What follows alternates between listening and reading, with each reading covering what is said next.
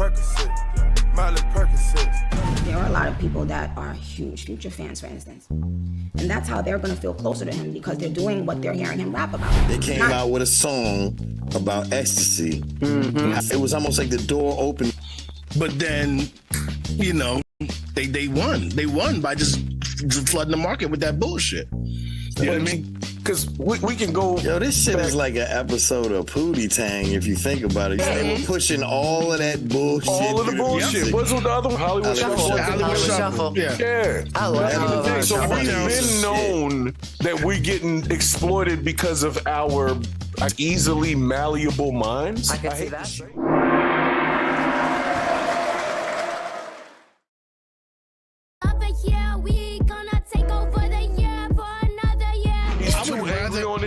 I want him to say what he means, but way more poetically.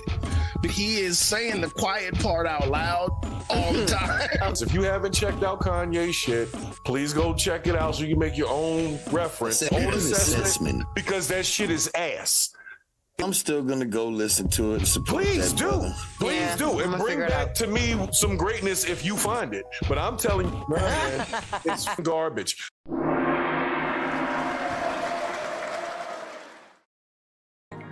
It almost hurts to watch. A police officer taking a quick break, heading down a popular slide. Ouch, looks like he's shot out of a cannon.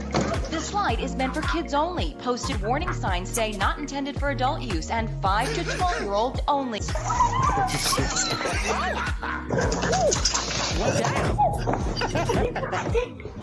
does a child go down that? When kids go down the slide, it seems pretty placid. Not so much for adults. I just have to know, would you get on it? Would you try it out? Yes. No. Yeah, I'm about to book a vacation. Parents at a Miami-Dade County public school had to sign permission slips so that their children could take part in a Black History Month activity. There's certain things you do need a permission slip for, but they don't need it for everything, and now they're just kind of being dicks about it. Because other than Black History Month, they never sent anything like this before. That's just crazy. It's real. That's a thing that apparently they want to cover as like a curriculum. You talking about 1-on-1 ratio, 3-to-1? I'm not 3-to-2. You gotta have a special membership for that ratio. Wow. I don't think that we need to have permission slips for everything. It didn't require it. It didn't require it. I went to HBCU for a summer program with Morehouse. In math class, they were like, if you have 3 Morehouse men, and they joined up with 4 Morehouse men. What do you have? You have some shit I'm not trying to be part of. You're going to need some permission slips. Right. You're definitely going to need some like that. permission slips and some consent.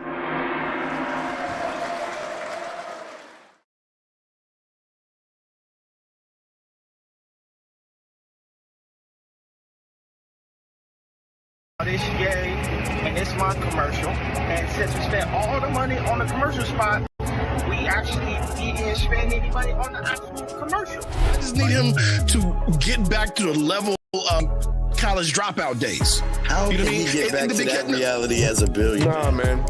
He can. He cannot. Ain't no way. Kanye is so rich, he lost his accent. Who? Chicago, He's from where? Fucking Chicago, yo. Broken Jaw, Right. who?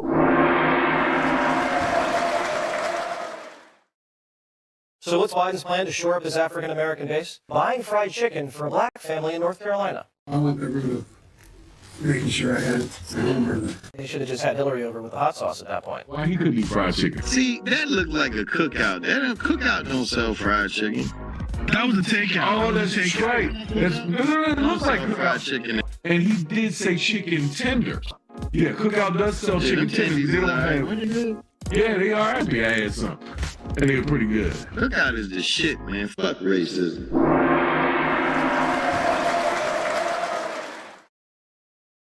When you swipe on Instagram today, this is the ultimate view of mind control. Do you understand this? Everything you've seen on social media in the last several years has been dictated to you by a machine. What we also know is they're feeding us targeted anger or selective outrage. The guy that was over there working at Google, He now left Google because he said AI is now beginning to hack human. Hold on, what do you mean hack human? It has the power to convince or persuade. Inception. Yes. There you go. You get so used to believing what it's telling you, it does hack the person.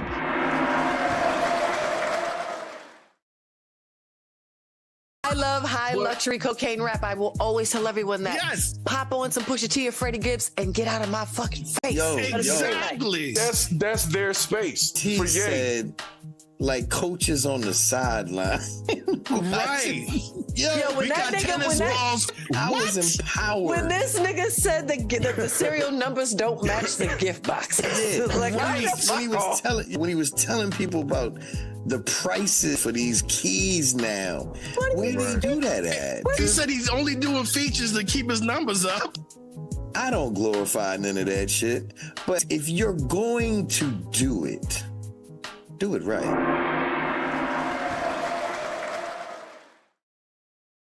We're going to chat about that. We're going to chat about her music career and what she thinks about Beyonce going country. I can imagine that if you're trying to promote a movie, the last thing you want to be talking about is somebody else's project. Ain't coming to talk about that country shit, nigga. I just need to know something about this shirt here. The shirt? Yeah, 2 necks. Yeah, it looks like there's supposed to be like a small head coming out the other. Yeah, that other one's for like Kuatu from Puerto Rico. I want you one Cohaga, now give him the air. It was a 2-for-1 sale. Like, it's an irregular. It's a Gordon Gartrell. There you go. Ichi Yamagata. When she a Siamese twin, had her sister removed. She's wearing that shirt out of respect for the dead.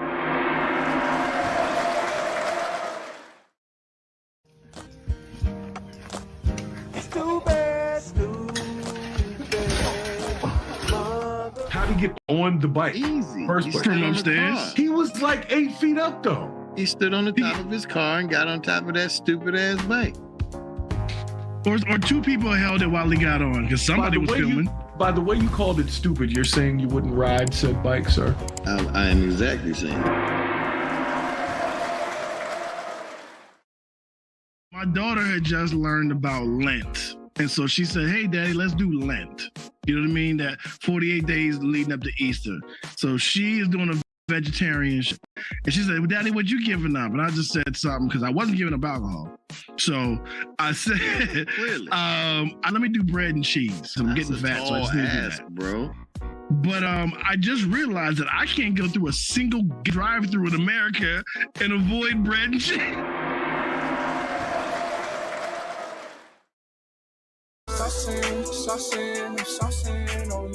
What does Malone mean? Like, I thought like postpartum. Like, what is Post Malone? I thought his name should be Post Mabel. Yeah, well, after he took out a loan, Post Malone. Right. Yeah, he posted it. They posted it, and we put him up there. And I swear I'll give the culture back when I'm done with it. Realize a few things. You see that the comments area is disabled. The content in and of itself is like this deep fake content where they putting something in there that really never even happened, and this stuff is coming right through your shorts timeline. Ate that shit up. I made a post on Facebook a couple months back, and it was just a joke, but I don't think they understood how serious I was. I was like, that comments disabled is funny as a motherfucker, because now you just got to take it. But when you do something that's for yourself and your family, it never feels like work. I hustle for my last name. I don't hustle for my first. Saying that you should hustle for your last name, not your first name.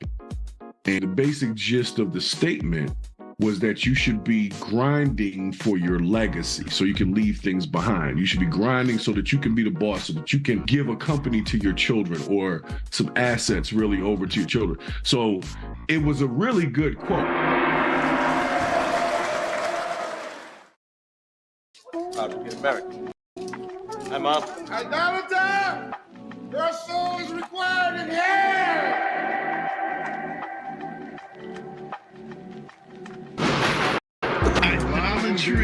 Idolatry is a sin, and you already know that. So there is no goddamn reason why a football player makes more than a neurosurgeon. There's no reason.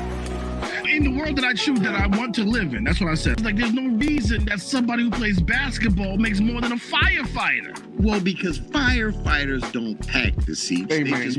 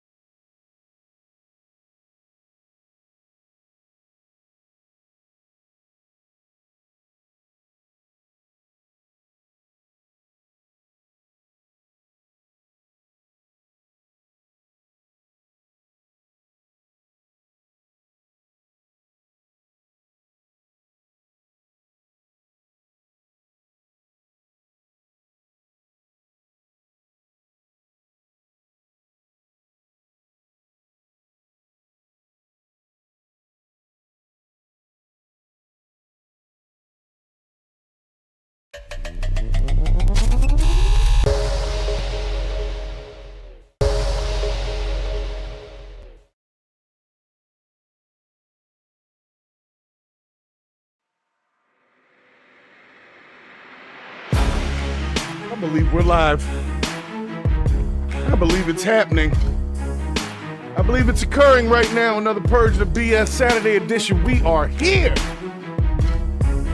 Yeah. We're going to get into it today. Give me one hot second. I got to make sure everybody's here. I see my thumbs up in the chat. That means we are good to go. I hope y'all can hear me. If you can't, let me know. I'll fix it. I promise. Now look, today, I got some things I need to go over because we've all been paying attention to the media cycle lately, and I'm starting to realize that I think holding on to some of this old stuff is killing what we're trying to do in the future. And I want to have a discussion about it. I want to bring my purgerific into publicrats into the chat. If you're new to the channel, make sure you hit that subscribe button, jump into this conversation that we're going to have today. I hope you guys are ready. Appreciate y'all. Special shouts to our show sponsor, Freeman Services Group. Our other show sponsor, Tamra Restall, who put up the show sponsor fee and is sponsoring 4 straight shows for us. So, thanks to y'all. Thanks to everybody who's been joining up, throwing the super chats in, supporting the content. We get hit by YouTube all the time over here. So everything that y'all do really, really means something. Thanks for the folks that have been ordering the merch. Like, I didn't even know that was going to happen. Thank you for that as well. So you guys have been great. And because of that, I want to bring you nothing but greatness. That's unfortunate because greatness is not something you just conjure up and you just throw out into the middle of nowhere. But for those of y'all that want to hear greatness, go listen to Drake's new album. Well, the project he did. Go listen to that. And then we'll come back and have a conversation about that. Okay? We'll talk about greatness. Okay? And we'll talk about a certain concept called quitting while you're ahead in certain things. And we're going to get into all of that. Let me bring up today's docket for this purge that we have to do here. Let's see what we got first here. Make sure everybody can hear me here. Let's bring this guy up.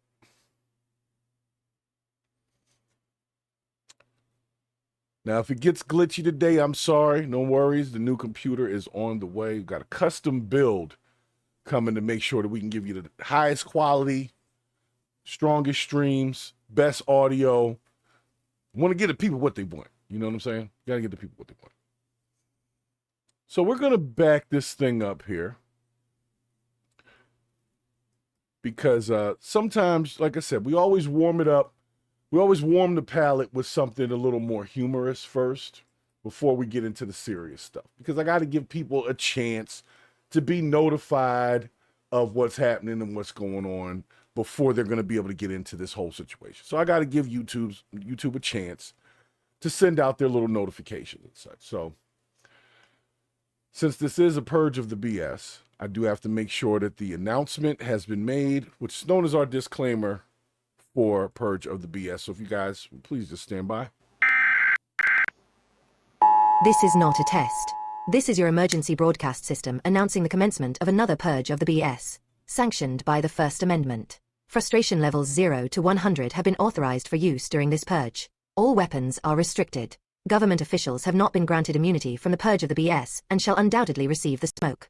Commencing at the sound of the gong, any and all BS, especially unnecessary goofiness, will be purged without consequence. Police, fire, and emergency medical services will be available, but they will be busy because they too will be watching the purge of the BS. Blessed be those who have already been victims of some BS. May God be with you all.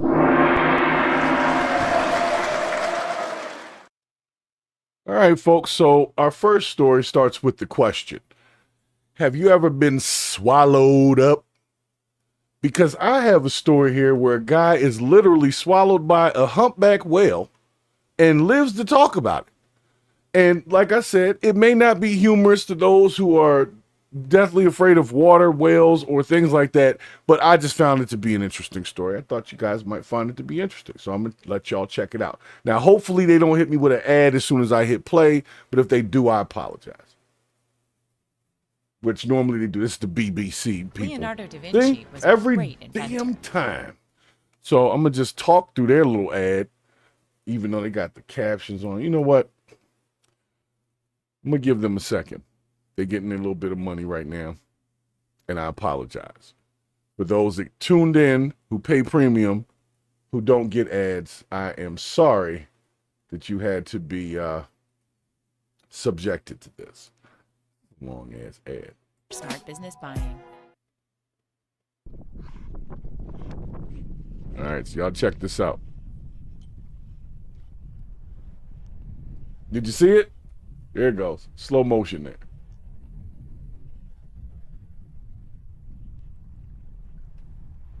And then somehow he ends up back out in the water. I don't know. That's interesting.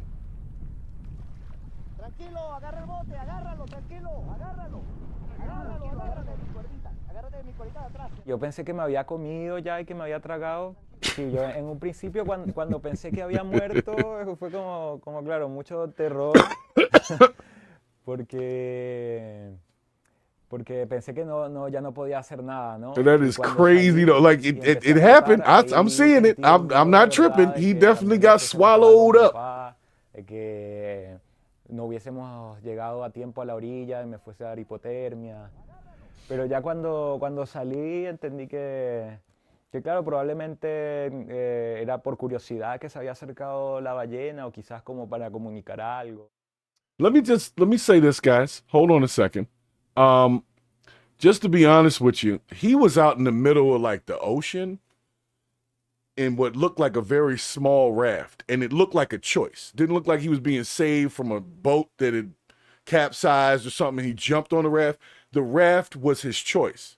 He chose to be in that deep of water, because you see that whale, that's not no little whale, and whales don't normally be by the shore to swallow them up. What in the world is going on? Let me close this window up. Whales aren't normally not that close to the damn shore, right? So for him to be out there, and I believe that there was a lesson in the swallowing that should be learned. One, you probably shouldn't be all the way out there on little ass rafts, okay? Two, whales don't like Mexican food. I don't know. It seemed like he spit them out pretty quick. He realized immediately this is not what I wanted to eat and spit them right back out. So that was also good. At least he lived through it, because when I first saw the headline, I thought I was about to watch some Final Destination type of stuff, you know. Or who was the guy that was in the belly of the whale in the Bible? That's what I thought I was going to see. But it's okay. He was under for a second, obviously survived, lived to tell about it. Now, the real question is, would you go back in the water after that happens to you? Would you go back out there with that little ass raft ever again after that happens to you? Now, you don't have to answer this question. I'm just saying, let's put it in your brain. Would you go back out there with the raft? And if you did go back out there with the raft and you got swallowed up and didn't make it back, should we feel sorry for you? These are the questions, folks. These are the questions. So I don't know if the guy went back out there. I'm just saying, if he does go back out there and that happens to him again and he does not make it to tell the story, you get no parade, bro. That was a lesson. The first one was a lesson. And the second time around, you going FAFO. Okay? You got lucky. Moby Dick spit you back out. Okay? It means something different to different people, but what it means to me is you shouldn't have been out there in a little ass raft looking like bait. Because that's what happened. So nonetheless, Cedric, thanks for stopping in the chat. Jeff, thanks for stopping in the chat. I see y'all, man. We getting this started early. Like I said, I always got to warm the palate with these interesting stories, right? Tamara jumping in the chat. Okay, all right. I see we about to get crazy in here because I want to have a convo with my people. I want to have a convo. So if you missed it, a guy got swallowed up by a whale, but it's cool because the whale spit him out and he lived to tell the story. And so the follow-up story I want to know is, does this guy ever go back out in the water? Like, I'm sorry, I'd be deathly afraid of the water from that moment on. I don't even think I would go to the beach no more. Like, I wouldn't want to put my toes on the shoreline after that. That's just me. Some people are different. Some people are like, man, that was awesome. It was rad. I want to do it again. I'm sure there's somebody out there that really thinks they would want to go in the belly of the whale and back out as an adventure. I'm not one of those people. So for those of you that are, I'm not talking to you. I'm talking to the sane-minded people that would not go back in the water after that, especially not on no little-ass raft. Raft was too small. Anyway. And look, I'm trying not to be racially motivated by saying that the whale didn't like Mexican food. I'm utilizing what I viewed, right? No one said this to me. I'm looking at what he consumed and what his response to the consumption was to get rid of it. So I would imagine that would mean he didn't like what he had, and what he had was Mexican food. So I'm not being, just letting y'all know how I arrived to my conclusion so I don't get canceled for this later. It's like, he said whales don't like to eat Mexicans. I don't know. Was that wrong? I mean, we saw what he did, so I'm not wrong. So let me get to my next docket piece here. Hold on a second. Hold on.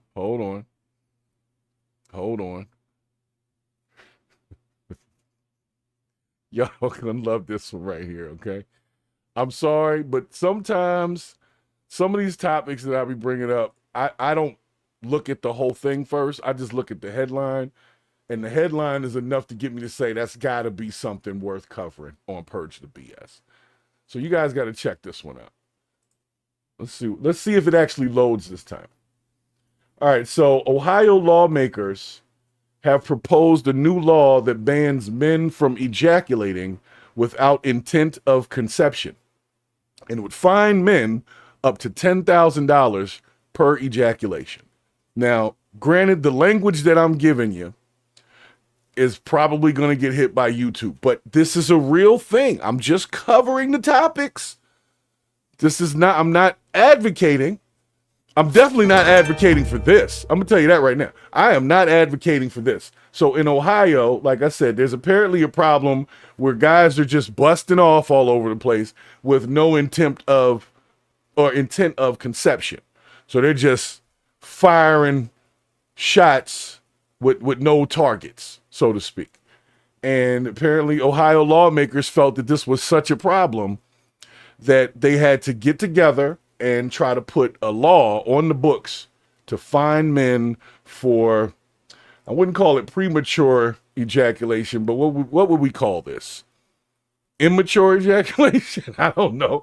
All right, well, let's see. Let's hear the Sponsored by story. Democratic State Representatives Let's hear the Anita story. Samani, an OBGYN from Dublin, and Tristan Rader of Lakewood. The whole entire point of this bill is to call out the hypocrisy of particularly the state legislature when they bring forward bills to regulate women's bodies. Now, there are exceptions to the proposed law, which include sperm donation, contraception, and members of the LGBTQ community. Hold on, what'd you say there? Men face a maximum $10,000. Hold on a second. So did you hear that? They said that one of the exceptions is contraception. So if you put on a hat and you fill the hat, then you're okay. So you're okay if you fill the hat. But if you're just painting the walls without intending to conceive, which I'm not really sure what that means, but I think if you let off in something raw, there is some level of intent behind it. It's at least you know there's a chance. You might not be like, this is what I want to happen,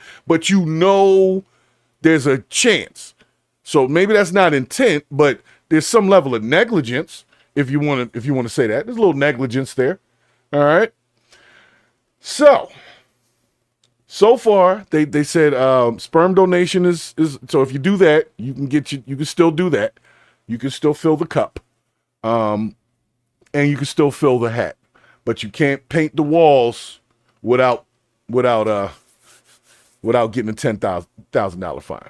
So this is like, what is this, the baby mama law or something like that? I don't know what to call this. Fine after the third offense if they have sex with a woman without the intention of conceiving a child. Men have the same rights no matter where they go. My body, my choice. Women have rights based on where they live. It just misses the most basic biological facts and leans in towards middle school humor. Austin Beigel with End Abortion Ohio calls the proposal disrespectful to the pro-life community and a waste of state resources. They have to review it when they file it.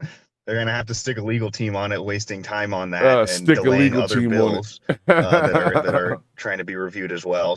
ABC6 asking viewers about the proposal in an online poll. 26% said it's a good idea. 74% telling us it's a waste of time. This may be considered a waste of money by some people, but most we have people had far bigger misuse of taxpayer money in bills that have been proposed and passed. The final draft still being written. The proposed legislation will get a hearing after it's submitted.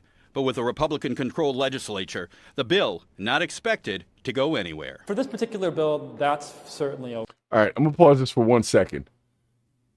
This is the group that's opposed to this. This is who's starting this.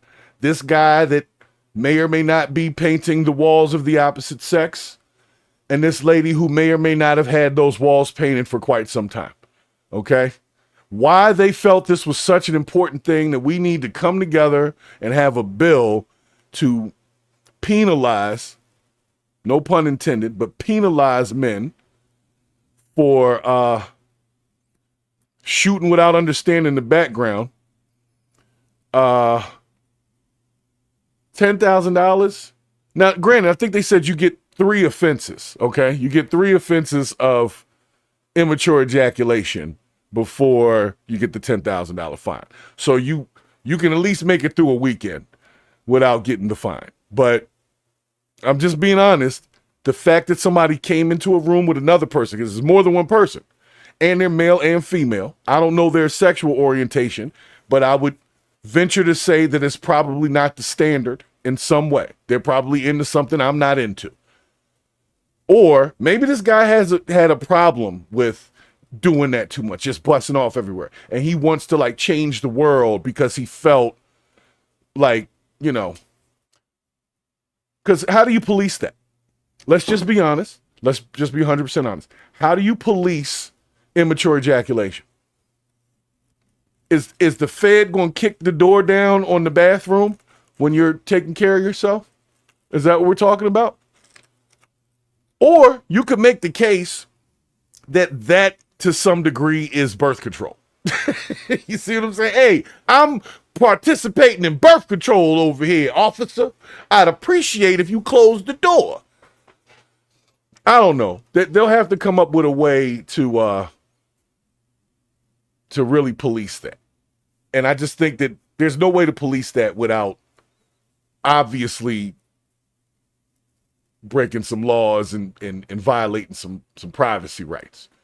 I believe that if you want to watch a movie and enjoy yourself, that you should have the right to do so, especially if that keeps you from wilding out in the world. Everybody needs a stress relief, right? And these people are taking away. Some people don't have the option of having a nice woman to that will allow them to paint the walls. So they have to do what they have to do to remain calm so that they don't become the next school shooter. We've talked about this, folks. Why they want to go grab everybody by the balls and stop what's going on. I don't know why these two are so upset about it. I don't know if somebody may have inadvertently prematurely ejaculated on them or something. I don't know. But why you would set your sights on this is like the problem that you need to solve. I want my name to be remembered as the guy that stopped people from busting off. I mean, I don't know. What they got? 7 seconds, 5 seconds left. They're done talking. I don't even need them to say nothing else. They done said too much. And I'm going to venture to say that they're not super active on the market sexually, so to speak. And they have time to go worry about whether or not people are busting without intent. Get a BWI. You got to bust with intent. Okay? So folks in, what was this? Ohio. This is on the books. Make sure you talk to your members, your congressional members or whatever, your state legislative members, and let them know how you feel about the BUI law, okay? Or BWI law. Busting with intent. All right. Whew. That's newsworthy though, right? That's what they spent their time on. They did a whole story about that. This is Ohio, if you didn't hear me on the first one, Draco. Thanks for dropping in the chat, too. But, yeah, don't go to Ohio if you like to take care of yourself. And if you do happen to take care of yourself, don't do it in front of somebody else because they're obviously against that in Ohio. So, or at least these two people who introduced the bill are. And I think they were elected people. So, yeah, that's definitely some BS. We'll see how they deal with that. I would like to see the interview with the first guy that they catch on this thing. Like, man, I was minding my business. This is government oversight. My nuts, my choice. You know what I'm saying? Or it would be a BWI busting without intent. Okay? A BWI. All right? So if you don't have the intent of putting a baby in it, then you got to keep your soldiers, at rest, so to speak. Whew, that was a tough one. I had to get through it, though. All right. I got one more. I see you in there, Cedric. Yeah, what's next is you can't take like a... No. They won't say that you can't just poop without being watched. They'll do something with the audio, right? Like you can't poop without courtesy flushing every 30 seconds or something like that. So they'll be outside the bathroom like he didn't flush 30 seconds in there. He's going to get a $10,000 fine for...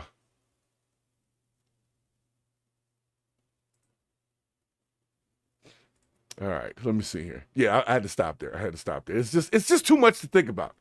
I already have enough stress.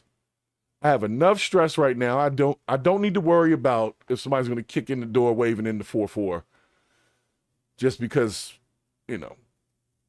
I'm enjoying my spa time, as we'll say, okay?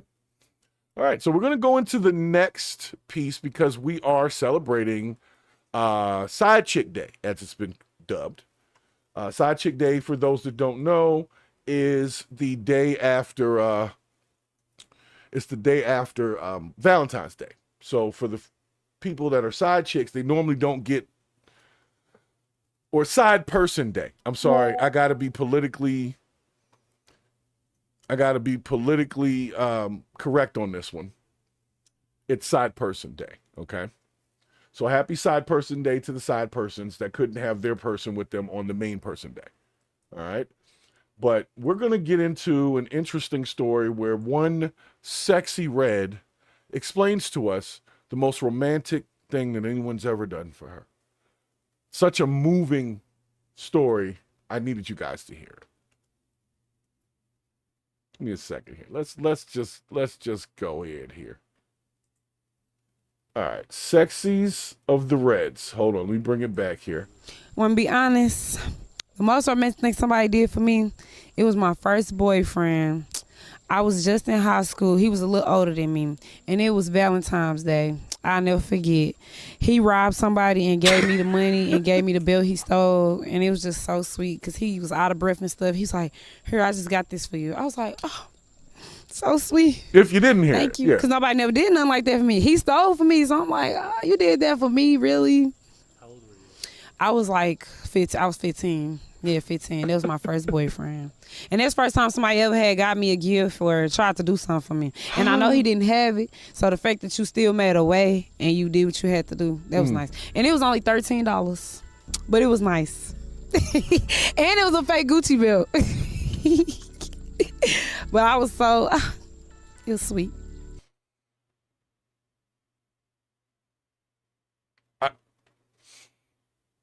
All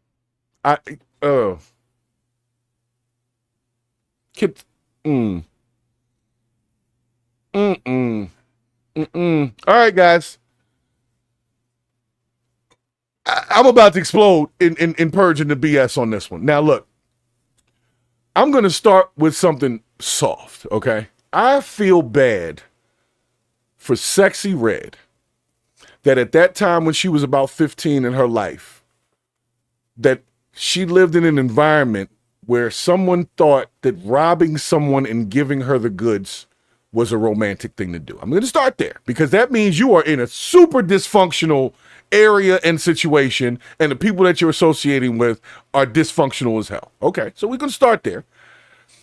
What is also sad to me, and soft and sad, okay, is the fact that she's no longer 15. And the question was, what was the most romantic thing that anyone's ever done for you? And she still has to reference someone committing armed robbery and giving her $13 and a fake Gucci belt. Has no one done anything for Sexy Red since she's made these amazing songs like Pound Town? Has she not exalted herself to the level to be given a Valentine's Day amazing extravaganza after telling you what color her booty hole is? No one has come to the rescue of this Sexy Red person, even after she posted those wonderful pictures of her and Martin Luther King AI generated on Martin Luther King Day that that the family was a little upset about.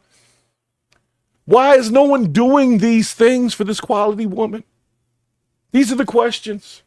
These are the questions, guys. And the part about it is she is probably being 100% honest. And she does seem, look at her face, she does seem tickled by it. Like, kind of proud of it. Like, wow, it was so sweet. I mean, it was only $13 and a fake Gucci belt, but can you imagine, like, when he held the person up and he was thinking about me? Oh my God, he is so sweet. And you wonder why you get these ain't shit baby daddies out here, when that's the sweetest thing anybody's ever done for this woman. That's the most romantic thing that anybody has done for the author of Pound Town. Do you understand how sad that is? That is horrible. Oh my goodness. You would think with such a brown booty hole that people would want to do more for you. You performed for the daggone vice president. And the most romantic thing that's ever been done for this woman is when she was 15 years old. A young man who was 13 years old decided to rob someone for $13 and a fake Gucci belt and give it to her. Folks, this is a problem. This is a societal problem. I don't know Sexy Red personally. I don't. But I would assume that life has happened between 15 and now, and nobody's done anything more romantic than that. Wow. That's a lot to put out for. I mean, I'll give it to the person, like, okay, you didn't have it. You went through a lot to do it. I mean, you could have just like cut something up with construction paper and used some pens and colored pencils and shit. and like, you know, you're so sexy or whatever, she would have probably thought that was sweet. Especially, you know what's funny? Here's the funny part. She would have thought that that wasn't sweet. That effort of cutting up something and making something artistic that didn't cost nothing, she wouldn't have liked that. She liked the fact that the person committed an armed robbery for her. That is sick. But that's real. There are some women out there, and it's not all women, but there's definitely a population of them. They probably wear similar hairstyles to Sexy Red. And they would be more impressed with you robbing someone and giving them a fake Gucci belt and $13 than if you artistically put something together like a song or a poem. Says a lot about us, America. Says a lot about us, America. But this is who we exalt. This is who we exalt. Someone who's never had nothing nice done for her other than a robbery. And like I said, she genuinely looks like it made her happy. Like if you look at her face, look at that. Oh, he's so sweet for robbing somebody from me. Did you see that? Oh my goodness. Oh. You see that? Fellas, we got to do better. Ladies, we got to do better. Parents, we got to do better. We got to do better. This is ridiculous. This is ridiculous. I'm going to get her off my screen. Hold on. Am I tripping though? I mean, look, I don't know who she was raised by. Whoever did it wrong. Wherever she was at was a dysfunctional area. We can come to those conclusions without going too deep into it. Because if that's the most romantic thing that anyone has ever done for you in your entire life, then you absolutely have not lived a comfortable life at all. And that's a damn shame. Because honestly, I don't hate Sexy Red. She's making the music that somebody told her to make.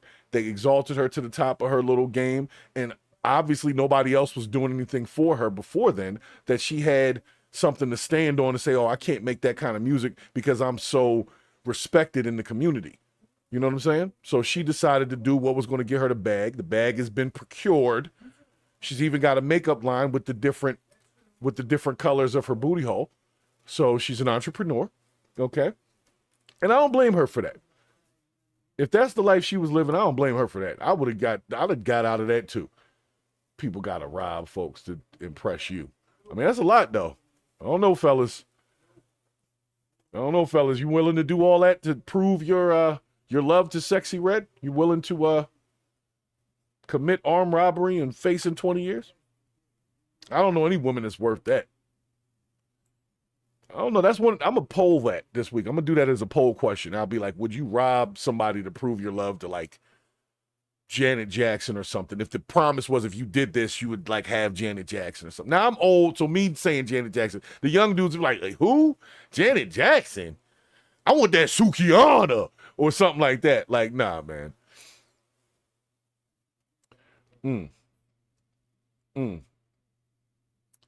It's sad, guys. And that's why we're going to get into that. Cedric B, I appreciate you stopping in the chat with that, because we're not going to get into a whole single parents, single mothers talk. But we can say that parents in general not doing what the hell they need to do contributes to young ladies thinking that the most romantic thing somebody can do for them is to rob someone.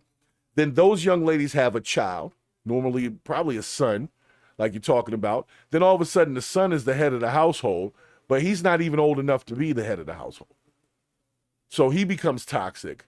Then he goes into another household. He creates more children. It's like a generational curse that we create with this. So, you know what? If it was up to me, and I'm sure that if Sexy Red was like real depressed about this whole thing, because I would be if that was the most romantic thing anybody ever did for me, we should send Sexy Red some flowers.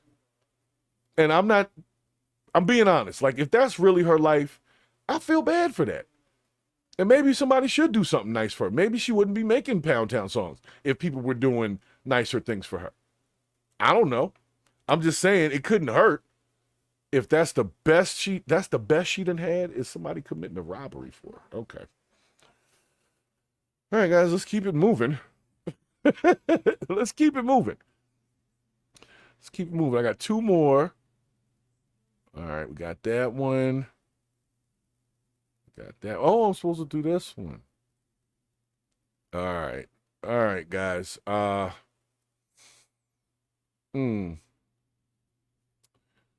we get into the last one. This one's interesting, okay? There was recently a pride parade in New Zealand. And some New Zealanders who are kind of like Pacific Islanders, I believe, decided that they didn't like the pride parade. And they came out there and literally stopped it with doing like ancient chants and stuff. So I'm going to bring that to y'all. And y'all are going to watch it with me, okay? So let's see what we got here. Hold on. Let me make sure I got this thing. Okay, is this the one? Yeah, this the one. This the one. All right, y'all prepare yourselves. Now, this is interesting because it's like, who's wrong in this? I don't think anybody's wrong. I believe that this is Cedric, I see you in the chat talking about you would take Sexy Red to the Poundish Town. And there's nothing wrong with that, but just don't do it in Ohio because you'll get fined $10,000 if you're not trying to put a baby in her, okay? You're welcome, by the way. Don't say I didn't warn you.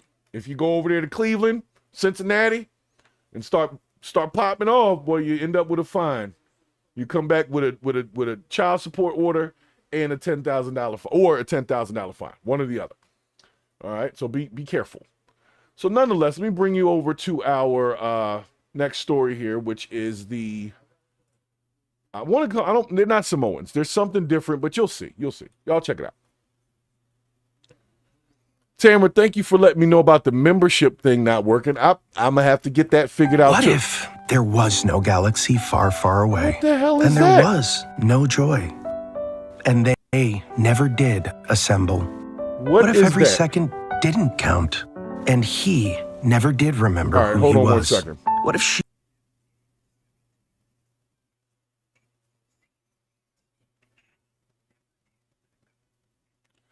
Oh my God, these freaking ads.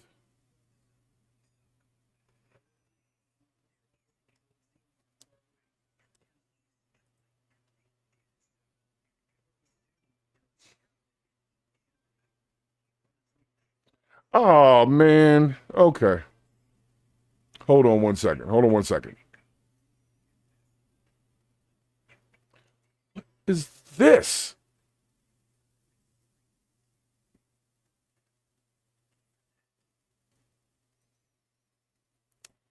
All right. So for any of my streamers, make sure that you don't run a browser window as your background unless you can sign into YouTube, because it will play ads randomly as your background. So welcome to my background with ads on it.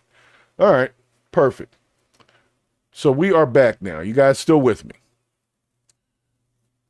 All right. Yeah, we're going to definitely, I got to figure out what's wrong with the membership thing. I just got the store working. Speaking of which, we got some new stuff in the store.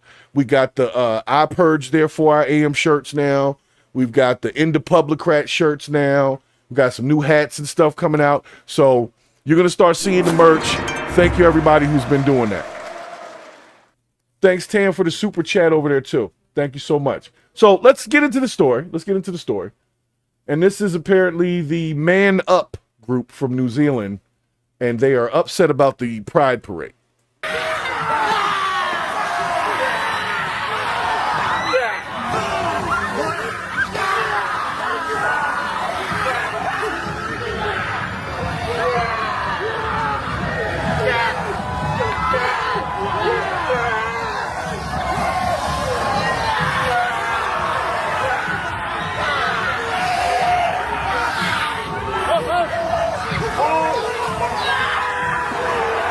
Now, this might scare some people at the Pride Parade. I'm going to be honest. The question of the segment, so you understand what the question is and where we're purging the BS, is this was said to be a violent protest against the Pride Parade. And so when it came down the pipe, it was some men utilized a violent protest, so to speak, to stop a pride event. That's what the headline initially was. So I just want to see, do you feel like it's being peaceful, or, tell me what you think.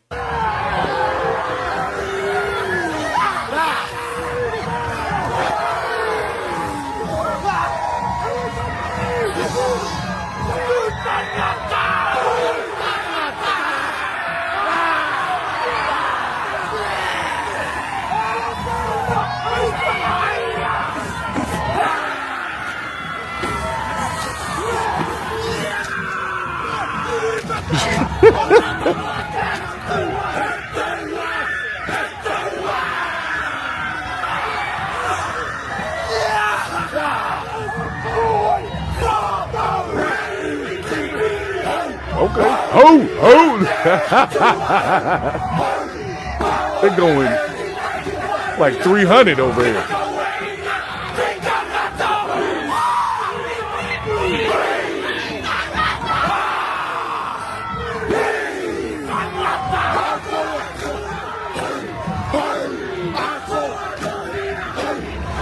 I wish I knew what they were actually saying, though.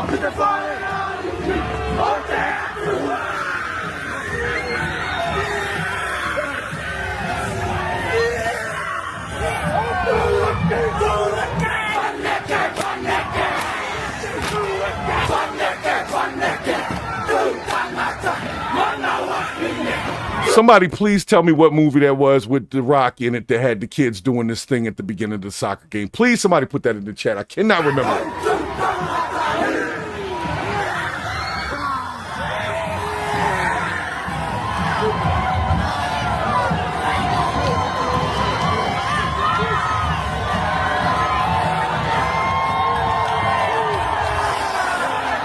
Are they done?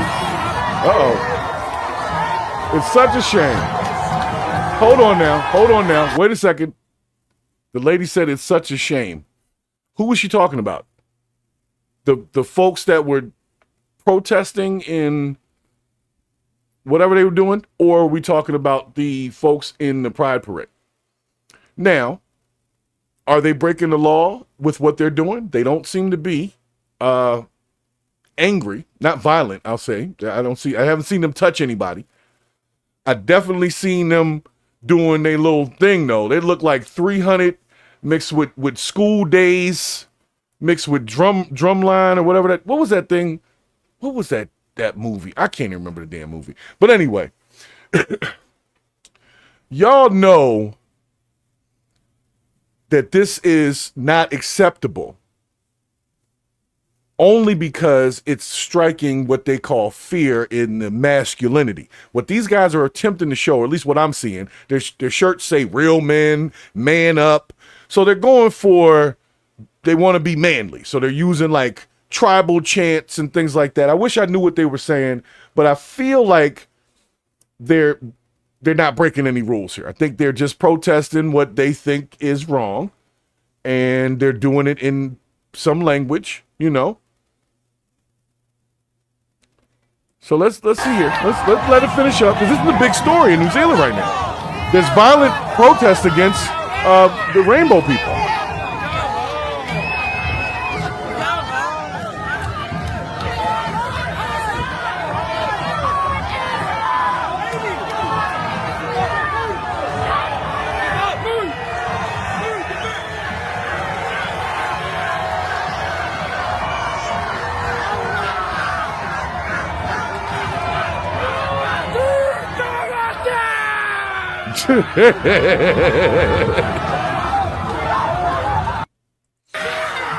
All right, so this is a major thing. It says it's a war on woke New Zealand. I didn't know that wokeness was like a New Zealand problem or a New Zealand thing, like they were doing a thing over there. I didn't know it was a thing.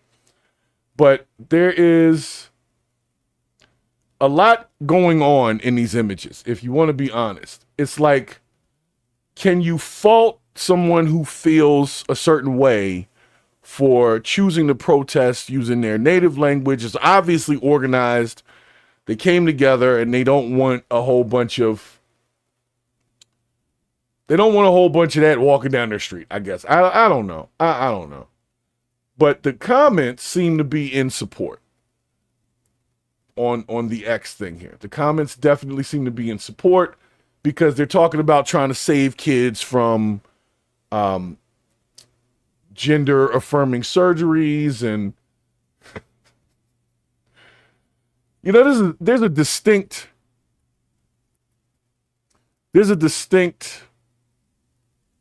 difference in how people feel about protests, and I think it depends on who's saying what. Me personally, if it doesn't get violent, let people do what they do. That's literally where I'm at with it. I don't, if it doesn't get violent, let people do what they do. Once it gets violent, must be dealt with accordingly. Must be. Oh, this is just the thing. Okay, well, let's see. This is the military New Zealand folks doing it.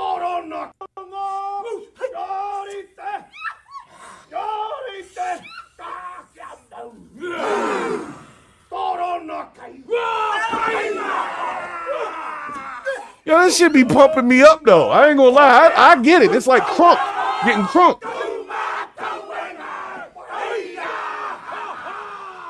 Ha ha!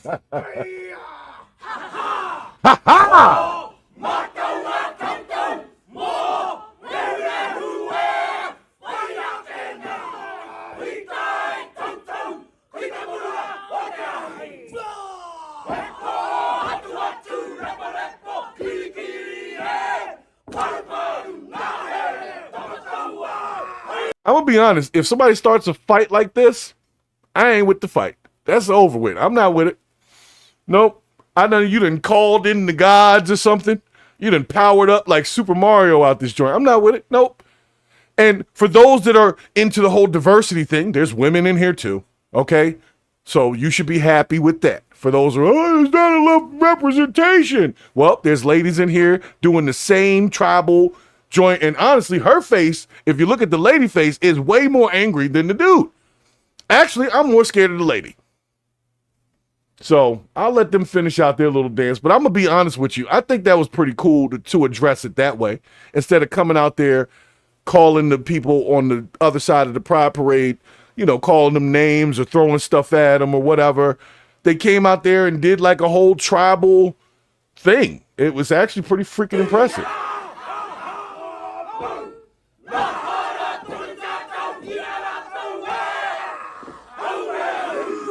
That lady face on the side though. But anyway, so y'all get it. The point I'm trying to make is, as long as you're not hurting nobody, I think you should have every right to say how you feel, okay? And I believe that there are enough people in this world that didn't necessarily support the Pride Parade. And it's because they were asking for a straight parade and they don't have one. So they feel like if we're going to spread that energy around, we got to put it on all sides. So I guess they got to give them a straight parade in order for everybody to be happy. I don't know. So let me get into our next little piece here. Thank you for subscribing there, JDM Customs. Thanks for your subscription. And we're going to get into this other piece here. But like I said, I actually thought it was pretty impressive. I think that joint looks slick. I don't know how to do all the tribal dances and all that, but it does seem to exhibit a cultural energy, and it's a unity to it that I did like to see. I like to see that. Look unified, look like they really meant what the hell they were saying, especially that lady. She meant every word. I couldn't understand what she was saying, but she meant every word of whatever that was. So taking it into where our main topic is today, because guys, it's been one of those weird weeks, right? And I know on Thursday, a couple days ago, we were talking about this whole waste situation thing with the government, right? And I'm not going to get too deep into that because I want to have a different conversation with my boys, Brix and Bravo, that'll be on tomorrow night for our nighttime show. But there was a statement that Elon Musk made that somebody told me I had to fact check, okay, regarding a particular storage facility in, I believe it's Pennsylvania, where they keep all the retirement paperwork for people, right? And the reason why people can't... Doge and Elon The reason why people can't retire is because it takes too long to get up an elevator or something like that. I was like, there's no way that elevator timing is still affecting how we're processing documentation. I didn't believe it. But I came to find out that this is somewhat, if not mostly, true. It really is. And it led me to really thinking, are we hoarding our past and hoarding old information and old stuff to the point that it messes up the current way that we're able to handle and process things?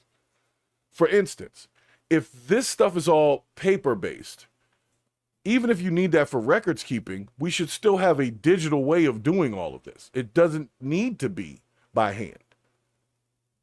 But because it's by hand, it moves so slow that people have to wait extra time for these things to happen. And I think that our archaic way of doing things is slowing up how fast we can move into the future. Even with the way that they're dealing with the waste situation. Everybody's used to it. So if you're not going to start locking people up for government waste, I'm a little tired of hearing about the shit. All right, they're corrupt. We know that. All right, people getting kickbacks. Got that, knew that. All right, are we putting people in jail? No? Then shut up. And let's figure out why my bacon is still expensive. And why the hell the eggs are still expensive. And you know why that is? It's because we're still using archaic processes in a lot of this stuff. And that's what they're trying to do, is streamline the government. But while they're doing all that, we still trying to get bacon. I don't have 4 years for y'all to be fighting over who stole money 30 years ago. Sorry, I don't give a fuck. Excuse my language, but I really don't. Not at this point. If you're not locking nobody up, let me go do that. Let me go take $1 million. Let me go do some insider trading. Let me go do all of that kind of stuff and see if the damn feds and the CIA and everybody else ain't knocking at my door and got helicopters and stuff and everything all over top of my house. So if you're not going to do all that, I don't even want to hear about it. They did all that with Trump, spent 3 years talking about charges, and then he still got to be the president again. So what was the point of that 3 years of talking shit? There was no point. Well, the point was to try to keep him from being the president again. I get that, but that didn't even work. So what are we supposed to do now? Okay, well, just let's forget about it. No big deal. Moving right along, and that's how they're treating it. That's why Doge is going from one department to the next, but they're not fixing the departments as they're leaving them. They're just saying, that one's messed up, let's go to the next one. That one's messed up, let's go to the next one. But in the interim, all them people that's really getting them kickbacks, they still got their jobs because they're in Congress. They're the ones passing legislation.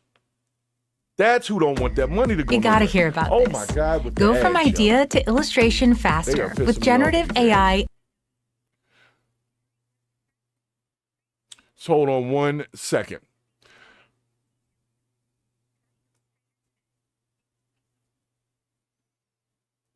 They pissed at me. YouTube is mad at me for something. YouTube's mad at me for something because they keep showing an ad on my background thing, and I'm not even using that background, so I don't even know why it's doing that. But whatever, I'm not mad. I'm just gonna show y'all this story because people didn't believe me, and I didn't believe it either. But they told me to check it out, so I'm gonna check it out. So this is the Iron Mountain facility in where is this at? Pennsylvania. Okay, and we're gonna go into this story real quick. Let's make sure I got good optics here. Let's go back to default view, and y'all can check this out, okay? Musk have just exposed a decades-old underground mine. You're looking at it. It's in Boyers, Pennsylvania, and seemingly it's in the middle of nowhere. But it's where the United States federal government stores and processes retirement applications. Draco, watch the thing. You'll hear what they're doing. You'll hear it. There's a limestone mine where we store all the retirement paperwork. And you look at a picture of this mine. We'll post some pictures afterwards. And this mine looks like something out of the 50s because it was started in 1955. So it looks like it's like a time warp. And then the speed, the limiting factor is the speed at which the mine shaft elevator can move determines how many people can retire from the federal government. And the elevator breaks down sometimes, and then nobody can retire. Doesn't that sound crazy? Yes, it There's does. like 1,000 people that work on this. Wow. Now, a group of anonymous employees told the Butler Eagle from the Office of Personnel Management that they don't have an elevator. But nonetheless, look at these pictures. This is stunning. All of the paperwork stored right here. It looks like a time warp. And you can see inside this facility, these massive columns of limestone that's holding it all up.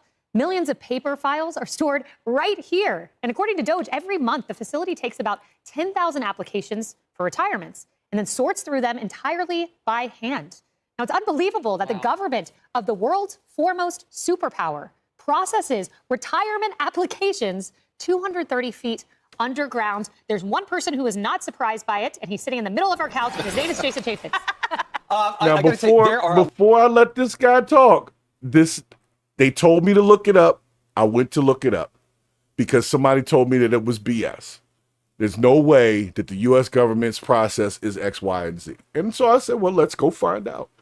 I didn't know that Iron Mountain was based on all that. I've seen Iron Mountain boxes, and they do like document shredding and stuff like that. I've seen their company before. I did not know that this was their contract and has been a contract for obviously years because that location has existed for years. So Iron Mountain been getting their money to store paperwork. Now, in those pictures, I didn't see a bunch of stacks of paper. I saw water, which was weird to me. Why is there standing water in there? The whole thing looks dangerous to me. I'm not going in. There's no windows. You're in a cave. All that to work an office job? Kiss my ass. Nope. I didn't see nobody but construction workers in there. So we'll let this dude talk and say what he's going to say, on a little show or whatever. But me personally, if that is the process that they're using, yes, it should be upgraded. Let's put some money behind that. Let's take a couple million and let's digitize all them files from 1955 on. And let's find a better way to store them than putting them in some cave that got standing water and shit in the bottom. Like, come on, man. Come on, bro. A lot of storage facilities like this, and corporate America uses them all the time. But the idea that you have to do this by hand, that it's not automated, is ridiculous. Right. Elon Musk is 110% right. But if you want a secure facility that is temperature controlled, impervious to people getting in, a lot of caves are used throughout the country for corporate America. But this is not the cave first. culture. Elon Musk, welcome to the show, because we've been talking about this for a while. Do you know in the military, they actually process rank advancements and pay increases with punch cards? They literally could not, they had to keep these like 80-year-old people employed because they were the only ones who knew how to fix the machines. So the Washington Post did a deep dive on this, Kaylee, and it's fascinating. It talks about how some of these workers are depressed because they don't have windows. I don't blame them. I would be too. They order pizza down to the mine. It's really interesting. But here's what WAPO found. They said this, held up by all that paperwork in the mine, runs as slowly now as it did in 1977. During the past 30 years, administrations have spent more than $100 million trying to automate the old-fashioned process in the mine and make it run at the speed of computers. They could not. Well, I know one man who can. Maybe it's the guy who sends rockets to space with SpaceX. And what's always telling is that you don't see any of the Democrats or the bureaucrats who are defending these programs. They never defend them on the merits. They never say, well, it's good that we keep all of our retirement paperwork 230 feet under the ground for these very specific reasons. Or no, it's very good that we sent $50 million of a condom shipment to wherever in the world because of these very specific. I believe the condom thing was debunked about the $50 million on condoms. It was on contraceptive care and was used for some condoms in addition to a few other things. But yes, we didn't spend $50 million on condoms. We spent $50 million on contraceptive care that included condoms. So hopefully that makes you feel better, but if not, it's the same bullshit, basically, is what I'm saying. But, since we're debunking. Everybody's debunking these days. So the problem that I'm seeing here is there's some old ways that worked. And there's older people that can only operate those systems. And in order to justify their employment, they got to keep using these older systems. So what happens when the older people pass away? Is nobody going to be able to operate this manual situation that they're talking about? I mean, I don't know. I'm going to let them finish talking, but I heard what they said when they said the reason why they keep this in place is because there basically is the only way to keep older people working in this facility is to have old systems that only the older people can work. It's a hell of a justification for keeping some shit that don't work around. We want to keep some shit that don't work around so some people that probably shouldn't even be working no more can keep working. Yeah, it makes perfect sense to me. reasons. Their only argument is that it is bad that Elon Musk is trying to change it for unspecified reasons. Well, that's not a very good explanation here, because if you can't defend something on the merits, then what is the point of keeping things as is? Why can Elon Musk not come in and try and update these systems, change things to make them more efficient and more efficient for the American taxpayer? And on efficiency, Jason Chaffetz, you flagged this for us. I do want to play it. It's something that you found out about floppy disks. This is an 8-inch floppy disk. It takes 3.2 million of these to equal one flash drive. So you can go get a flash drive down, at Best Buy, or you can get 3.2 million of these to get the same amount of data stored.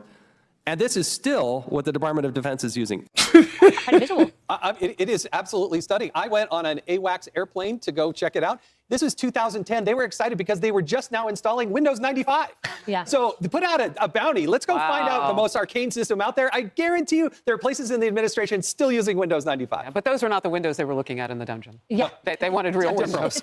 Look, two things hit me. There is probably a sea of litigants out there who have been waiting for their retirements to be processed. They're hand counting 10,000 a year, and for 1 year we looked at the number that they did was a little bit more than 7,000. I mean, not only is it inefficient, it's cruel. Yeah. Like, if you're waiting to retire and you need that process after you spent your whole life doing something for the federal government, and they're so inefficient that they can't even thank you properly. And if you think thank you shouldn't come with money, I don't know what planet you live on. The other thing why are they quibbling over whether or not it's an elevator or a lift pulley system? That's the only thing that comes up. A lift pulley how system? we move the paperwork. Yo. No, I want to quibble over why it's in the basement. Like, at least it's limestone, and that can pull out a little bit of the humidity. But is that why it's in the basement? 1,000 people? And are they on the list of retirement? Because then you got double jeopardy. I think there are going to be some people who come out of the woodwork and say, I've been waiting for my retirement to be processed, and now I know why it hasn't been. Guys, with all due respect for, obviously, that wonderful company that does that and those employees working really hard, the issue is not the cave, the issue is not the situs, it's the antiquated system. And when they say we've spent $100 million trying to automate it, but they couldn't, well, it wasn't lack of funding, it's the lack of ingenuity, and it's the lack of leadership saying this will be executed. When we think about our medical records, those have all been digitized. We know now, I'm sure, with all of our healthcare, like you have to log on to a portal now. Law firms, the same. Right. Why not the federal government? When I think about the security of this facility, the use of the caves, the protection of data privacy, well, I laugh at the fact that my information among the 92 million Americans whose information was breached during the OPM hack of the government. The point is that this type of mountain is not needed because A, we get breached anyway, or at least we did under the prior administration. That's right. And B, that this isn't the kind of paperwork that the CIA needs to preserve. This is exactly what should be automated. To your point, the outrageous shrieks about this should be about what was uncovered. It should not be about the messenger, and it should not be about the attempts to change it. Because at the end of the day, if we want that security of our federal workforce, the safety of our brave warfighters in uniform, then we have to get with the times. Get with the times, man. That's why we're here on this episode, because the question was, are our past, like holding on and hoarding our past ideas and ideals, is that ruining how fast and quickly we can move into the future? They think a floppy disk can't get hacked, but it can get stolen. It can also get set on fire. Now, granted, a limestone cave isn't going up in flames, but the stuff that's in it could. But a floppy disk and paper, these are things that we've already gotten past. And so if we're still using them at this point, it's only going to slow down progress. And that's what the argument is are we holding on to old things and creating a slower movement into the future? And that conversation came up recently because of this story and the big to-do about renaming water bodies by Donald Trump. It was basically saying that everybody was very upset about this water body renaming, but it's only because it was just always like that. Like, no, it really doesn't hold any other.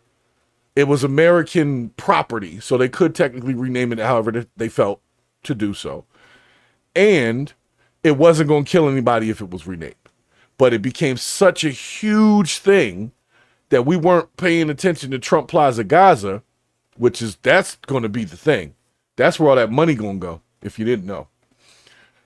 And they're going to justify it with, we got to give these people a place to live, and we got to pay these countries to take them. I don't know why we got to do all that. But that old process of retirement is slowing down American citizens from retiring. Some people pass away before they get a chance to take advantage of the retirement because of that system.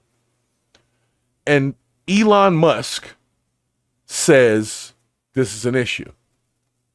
Like I said in the top of this episode, none of this stuff is brand new. Elon's just talking about it. None of it's brand new. That's why we got all these old senators and all that. They've been dealing with this stuff for years. If you go back in the film, Barack Obama was talking about how money was being misused back in 2008. So we already know that this is going on. The question is, are they going to resolve it? And it seems like they're not going to resolve shit. They're just going to talk about it like they always been. That's it. And I believe this to be true, that if we keep holding on to these old-ass ideals and old-ass ways of thinking, there's no way we move into the future. Some older traditions needed to be kept around, like how we used to deal with education as people. I know I've had this education talk, and it's going to become a lot of that because this is where we're going now. We're supposed to be in this merit-based society, that we need to talk about how these kids are actually being educated.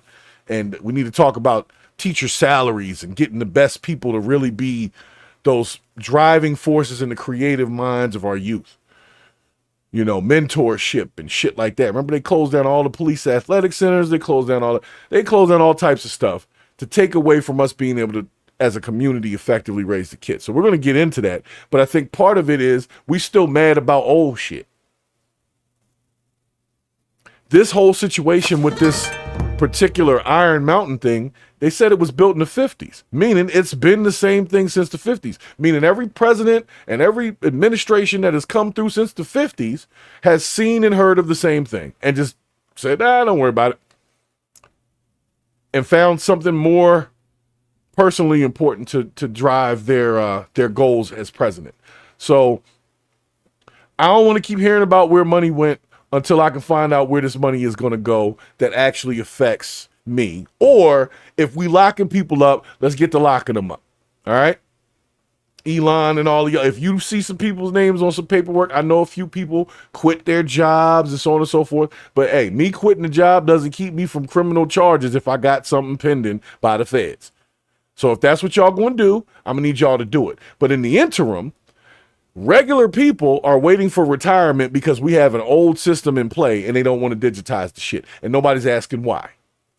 The reason why is simple. Because if it takes longer, more people will pass away before they get a chance to take advantage of it.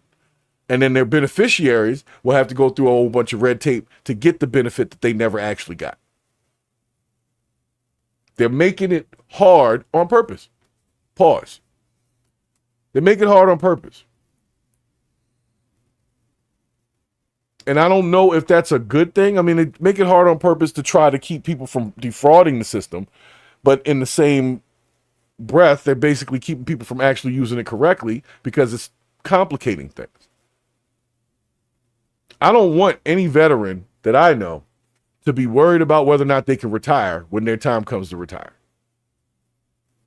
Or anybody, honestly, anybody that I know. I don't want anybody that I know to work 40 years, whatever the hell they got to do, to get to the point of retirement, and then instead of it just being ready for them, like, you know, when the person's birthday is, you could probably set it up before they even get to it. Automatically, using AI or some shit, right? Nope. They're going to put old people through filling out a bunch of paperwork and all this other stuff, hoping that they'll just give up. That is definitely rotten. And that's a product of what we've been doing. Started in the 50s. USAID started in the 60s. All this stuff is old shit. None of it's new. None of it's new. The other guy said they're still using Windows 95. And you're probably right there, Jason Stathos. Thanks for jumping in the chat over here as well. I'm sure they do more than that at Iron Mountain, because Iron Mountain's a big company. Like I said, I've seen their logos, and I've seen they come and do the shredding at this company I used to work for. They used to come and pick up all the old shred paperwork, and they did the destruction of property, and when we got old computers, we sent that stuff through Iron Mountain. So they shred up computers and hard drives and all types of stuff. They're in information data storage and disposal. But if that is the only system we have to get people retired, if it's not just a storage area, it's a processing area. That's where the problem is. If it's storage, we're talking cold storage, it's just going to be there for retention purposes, then yeah, fine. Keep it in the damn cave. We don't need it. But if that's the only way to actually interact with it and create something is to interact with old school paperwork, old school systems, and it's too slow for what they're trying to do, then yes, time to update the shit, man. They want you to update your phone every 2 years. You don't want to update how we retire? Because by the time I get there, I don't want no problems. PJ Bell, thanks for stopping in the chat over here too, man. I don't know, man.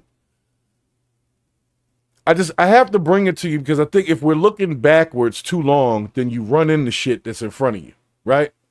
Like if you're on a motorcycle and you ride hard on your bike, for the most part, once you get to cranking, you're not even looking in the mirrors to see behind you because all of your obstacles are only in front of you.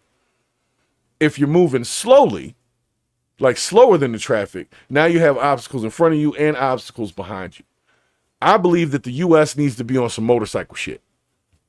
It is time to move on. It is time to move on to new systems. It is time to move on to better ways of thinking, better ways of having conflict resolution, better forms of education, better use of technology in the school system. Like, why not? Why do I still have to go to my kid's school and the first thing they can pull up is like my kid's record? It's still in paper form. If I want it in digital form, they got to go scan all these documents into something and then email it over to me. Why is that not already done? Why is that not already sent to somebody else? Like if the kid is in therapy, why is the therapist not involved with the school documentation if they're meeting the kid at the school? It's totally disconnected. And it's because we're using antiquated systems. And we're using old ways of thinking to try to build a new future. And that's not going to freaking happen if we're still using paper to figure out how to let people retire. But that system has been there since the 50s. So if Clinton didn't want to fix it, and Bush didn't want to fix it, and Obama didn't want to fix it, and Trump first time didn't want to fix it, why is it a big deal now? Because Elon said something? No, it's not going to change. So we're going to leave that shit alone. Because if we focus too much on that system that's still in play and will continue to be in play, we're going to miss the shit that he's working on. And I think that's part of the game, is to keep you so focused on some past shit, you missing what's coming up. You missing it. Worrying about, all right, yeah, it's an antiquated system. We can update that shit. I know you can let a company come in, digitize all of that, and we can move into the next wave of how people can retire on an app on their phone. But right now, that's not what it is. So we can put some money behind that, but I don't even think it would take that much. It's a $1 billion company, Iron Mountain. If they said, let's change this process, and the feds threw some money at it, it'd be done. So our tax system is screwed up. And our tax system is screwed up because we let people who had money write the tax code in the first place. It wasn't broke people that wrote the tax code. It was people with money. So that's why the tax code benefits people that have money. It just is what it is. But don't for a second think that if you make a certain amount on a salary, that when you file your taxes, you don't have to pay no taxes based on what you make. If you make $200,000 a year, there's a line item for how much you make and how much your tax is at $200,000 a year. It's like 20-something%. So, and I know this because I do taxes. So I've never seen anybody who makes a bunch not have a tax amount. Now they're able to write a bunch of things off because they can use their money to make things as investments and be able to write them off later. But they still get charged a tax initially. But if they can prove that they've used their money to do some other things that were also taxed, then they get a tax write-off that brings their tax obligation down. That system's an old system. The people that have money and can move it around and put it in different things, they're going to always make out the best. If you only have one way of making income, and that's like your sole thing, and you don't have, like, let's say you got the wrong exemptions on there, you get hit over the head because you done had one extra exemption. But somebody else can have 8 exemptions, even though they don't have that many kids. But because they have to support certain entities and certain other things, they can write these things off. That's an old tax code made by the rich. If you want to get around it, you either got to get some like broke people, not broke, but just regular people into Congress, or you got to get rich so you don't have to worry about it as much as the people who really do get hit over the head. But the poor people get the biggest tax refunds, if you didn't know. If you want to be percentage based, people that make like less than or close to the poverty amount, but they work, that's the ones that get the $12,000, $13,000 returns, not the ones that make $200,000 a year. That's something to think about. So maybe we should change the tax code, but who's going to change the tax code? We got a bunch of old fuddy-duddies in there. And then the second they brought some youth around, the Doge kids and the other guys, everybody flipped out. It was like when you bring somebody else's grandkids to the old folks' home and they ain't supposed to have kids there on that day. And all the other old people like, I don't see why Betty got her grandson over here. Like, that's how that feels. I want some youth in the government, because if we don't put youth in the government, we're going to still be using that archaic ass Iron Mountain system 100 years from now. And we shouldn't be using it now. If we keep doing the same thing, we're going to get the same result, right? And if the result is slowness, that's what we're going to get. If the result that we want is progress, we have to progress some of these systems. We got to progress the way that we think. We got to progress the fact that we're raising young ladies to whom the most romantic thing that's been done for them is somebody robbed someone else for them and gave them a $13 in bills and a fake Gucci belt. Talk about setting your sights low on life. If this is the world that we're creating for our kids, then we don't even have a reason to be worried about the paperwork at Iron Mountain. Because if our kids ain't right, they're not going to make it to retirement because they're going to be dead or in jail by then. And I'm not just talking about black kids, because if you've ever been to a jail, it ain't just black people there. Sorry for anybody that was under the impression it was different. That culture exists within every race. And they end up all in the same place. That's why they got little race wars and stuff that go on in jails, because there's white people, black people, Hispanic people. There's even little Asian Yakuza dudes in jail in America. Okay? But I'm telling you right now, if we don't put some young people in charge of this shit, we are going to be talking about this thing in 100 years, and ain't nothing going to change. It's still going to be the old fuddy-duddies, the elitists making their money, insider trading, blah, blah, blah. We've heard it all before, and we've seen it a dozen times, if not 1,000. And I, for one, am tired of talking about that shit. If they're not going to help me, the regular citizen, help to solve these issues within my local community, then stop telling me about this damn arm. Just stop telling me about Elon. Stop telling me about who did what with USAID. I don't want to hear none of that shit if you're not going to help me deal with the kids in my own community and deal with the schools in my own community. I don't care what y'all got to say about Tesla trucks in the military and all that. Hey, that would be cool to have, but can we make sure that the teachers are getting a good salary and that we're getting good teachers? Because if you're only paying people $30,000 a year, you're not going to get $100,000 a year worth people. You're going to get $30,000 a year worth people.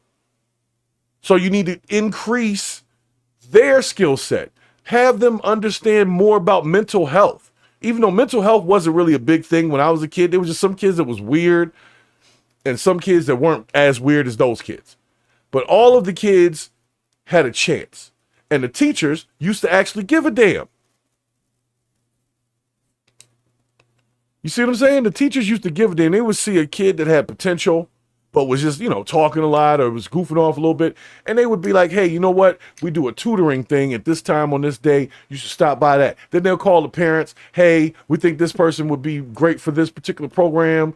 And we want to get them in there for the gifted and talented and all this kind of stuff. And before you know it, you're experiencing things as a kid that make you appreciate your education. They ain't doing that no more. One of my sons, he's going to graduate. And I don't believe he's had a field trip at school in almost 2 years. Ever since COVID. They haven't done a field trip since they let him go back to school. Like, they didn't go to no science center.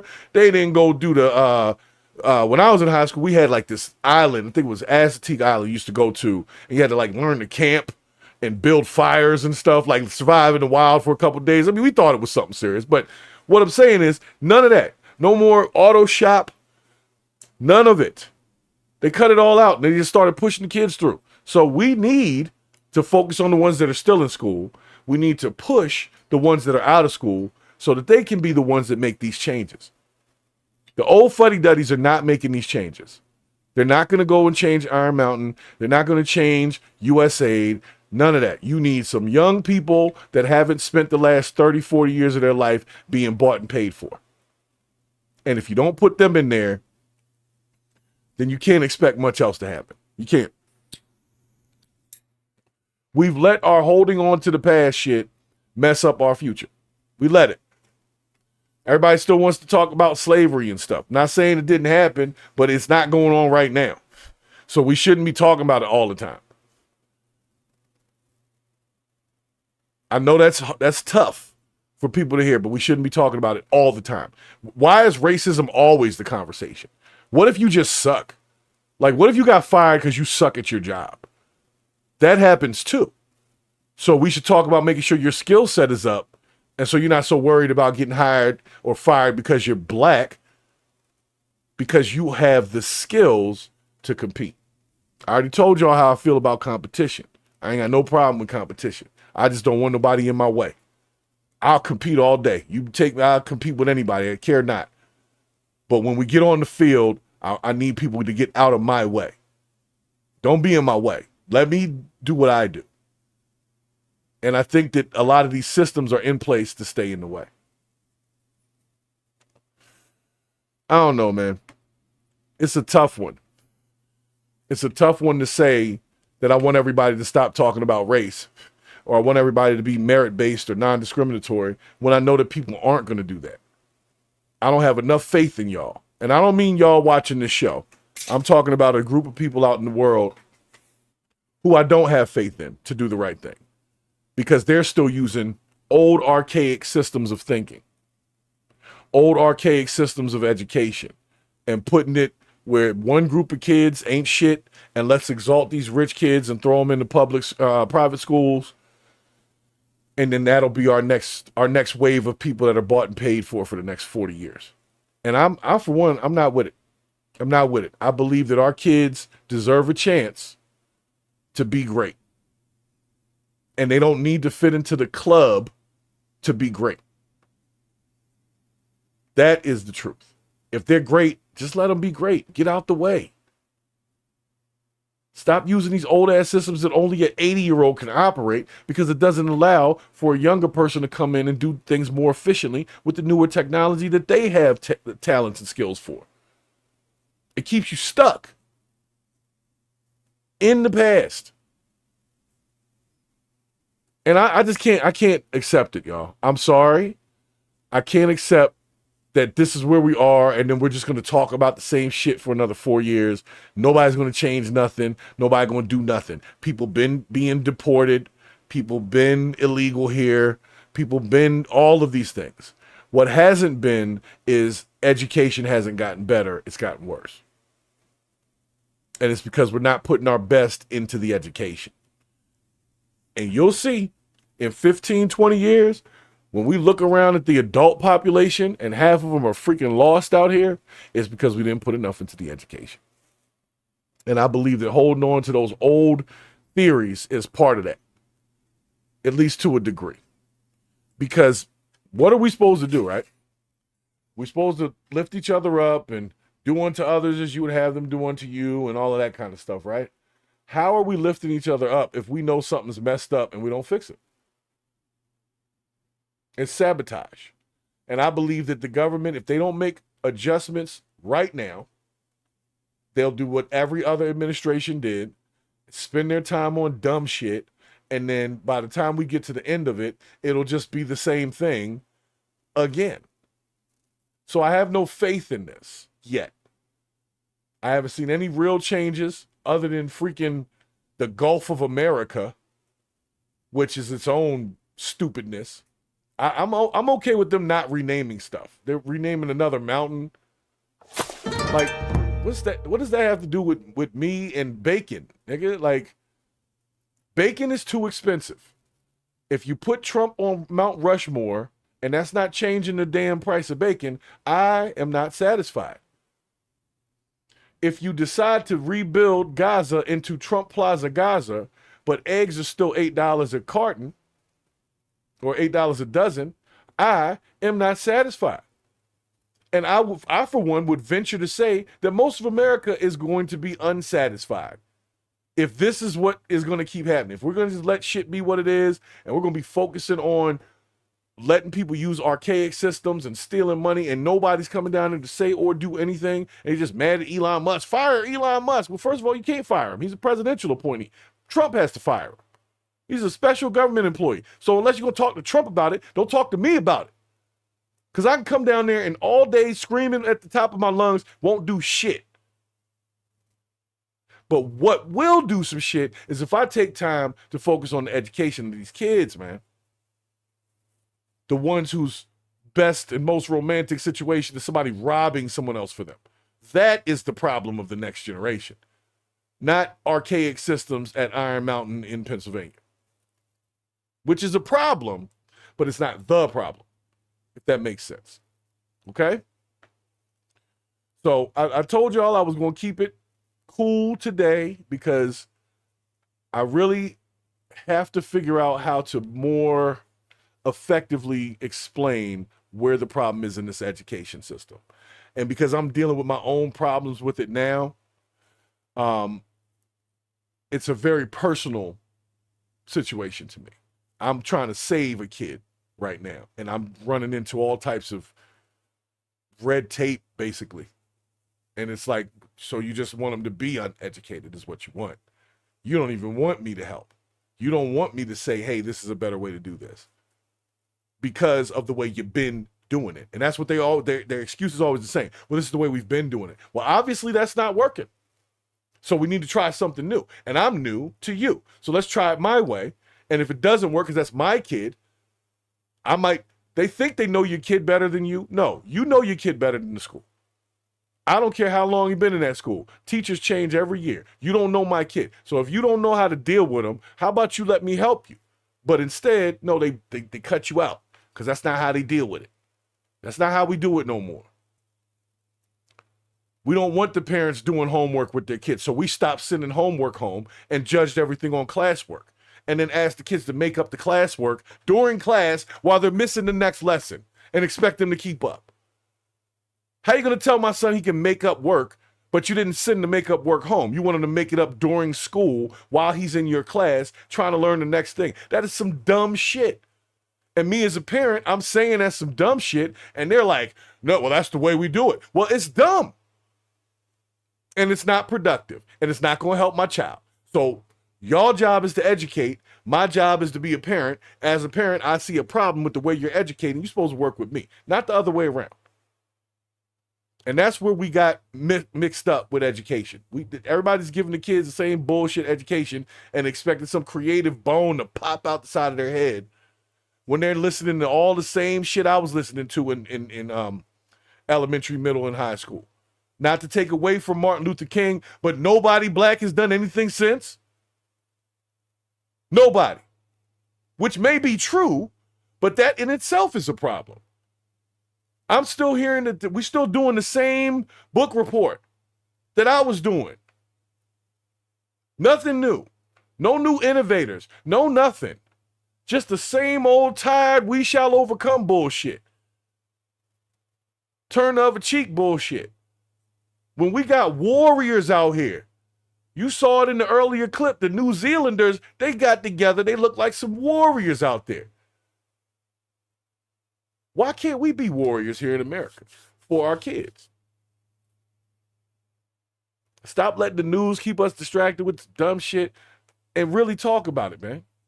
Why don't we have more internships for the kids anymore? Remember there used to be internships and programs?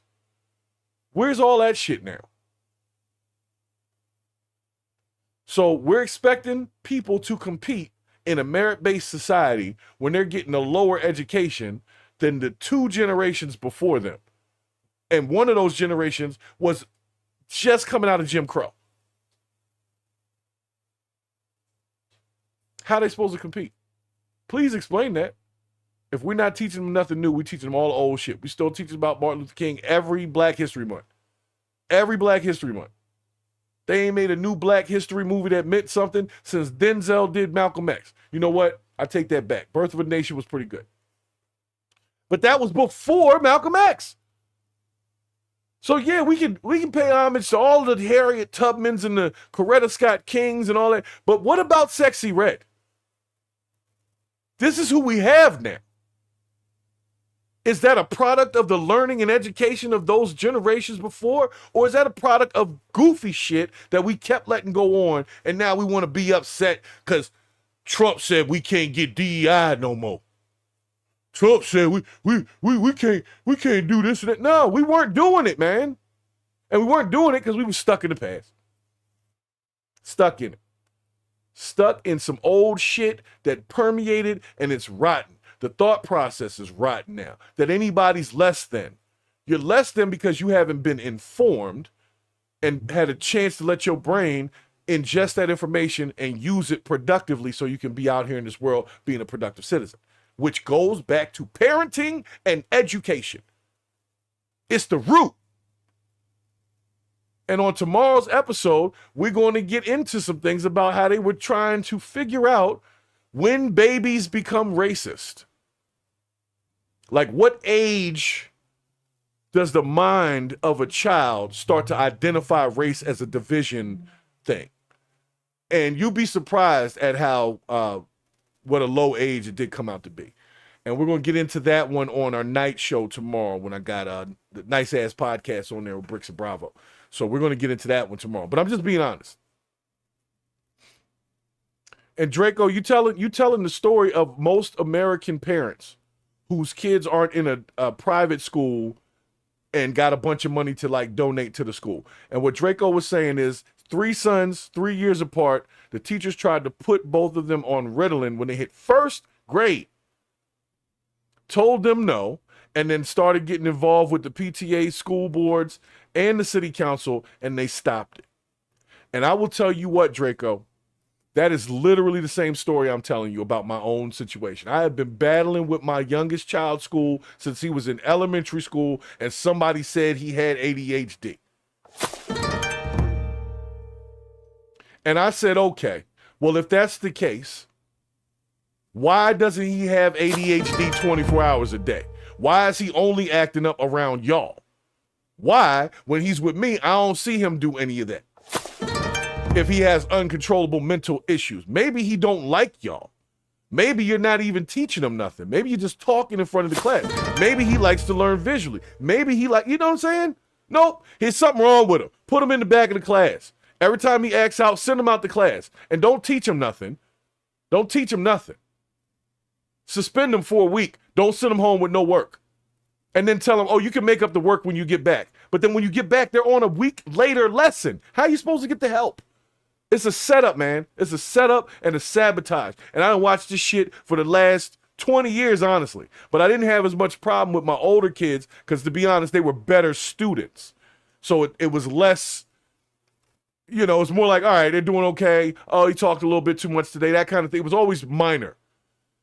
But with my youngest child, it's a lot more push, pull. Look, hey, let's try this. I don't want to try this. You know why they don't want to try it? Because it looks like more work. They got to do more. They got to pay more attention to this particular kid. And then it's like, well, if we do it for that kid, we got to do it for everybody.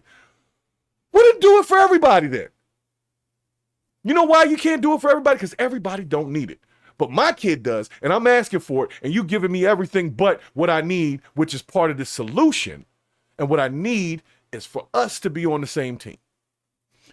And that's where the problem happened. It's old thinking. Parents versus teachers. No, it's supposed to be parents and teachers together. The parents are teaching at home, teachers are teaching at school. There's communication going between the two. You're finding out shit in real time. Let me tell you what, when I was a kid, they didn't have cell phones or nothing. My moms would be at work. The school had a phone. If I got in trouble, the school would call my mom at work and say, right now, 10 minutes ago, this is what your son just did. And then my mom would say, put him on the phone. And let's just say, for instance, they called my mom's and she was busy. Guess who they call after that? They call my dad. Hey, we tried to call your wife. She didn't answer. About 10 minutes ago, we saw your kid doing X, Y, and Z. Oh, put him on the phone. And they used to be able to talk to me right then and there when that shit happened. It wasn't no automated email that came out at 6 p.m. after the shit done happened, after you done told me that the kid is suspended. I didn't even get a chance to talk to you at that point. You send me an automated message now, and then he can't go back to school for a week, so I can't even talk to nobody. And then you wonder why he falls behind, because you won't even send him home with work. And this ain't just one school. This is really how they doing it these days. Back when you used to send homework home, it allowed the parents to really work with their kids. They stopped the homework thing because they started feeling like the parents were doing the homework for the kids. Now, some kids, yes, that was happening. Shit, I'm guilty of it from time to time. Working on homework with my kids, they take it too long to learn shit, and I just do it for them. But it still offered me the option of doing the work with them, which a lot of parents don't even have no more. Because we have allowed these archaic ways of thinking. We don't communicate, we put technology in place, and then we expect the technology to be able to deal with things in real time. It's not doing it, yo. It's not. It's not. And if we're not paying attention to it, we are going to fall so far behind. Why are they not teaching AI, machine learning in school for everybody? Why are they not teaching basic computer operation, like A+ type of stuff? And I mean A+ like the certification. It's not super hard, but it's like basic computer stuff. When things go wrong, this is where you check. This is where this is how your information set works. Teach them the shit that is surrounding them and allow them to innovate. Instead, they got them taking these stupid ass history classes, still learning about the same old black history figures. I'm not saying don't mention them. I'm saying, can we find some new shit? Can we find something new that black people have done other than play basketball and football that we can show someone, hey, this is possible for you? Because if you think you're going to motivate a kid by saying, hey, if you do good in school, you can go out there and get shot with fire hoses and get your head blown off. That's what you're telling them when you say this is what you get by being a good guy. So they don't want to be that. That's not motivation, yo. If everybody gets shot in the head that does this good thing, then you want us to follow this example? I'm not following that example. Sorry, I don't want that to be me. So I don't want to be no civil rights leader because the ones that you keep showing me all end up getting shot. I don't want to be the president. The president gets shot.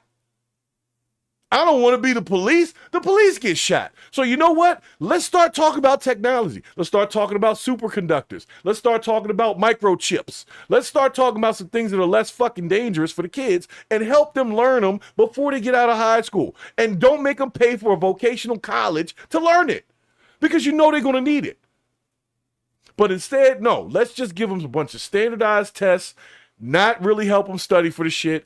Tell them where they can go on the internet to find some tools. It's like they're not even involved no more, man.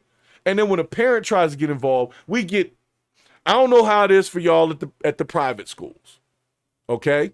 I'm talking about my experience with certain public schools in certain areas. Anybody that's known me long enough knows what state and area I'm talking about. But I'm only speaking from my own experience.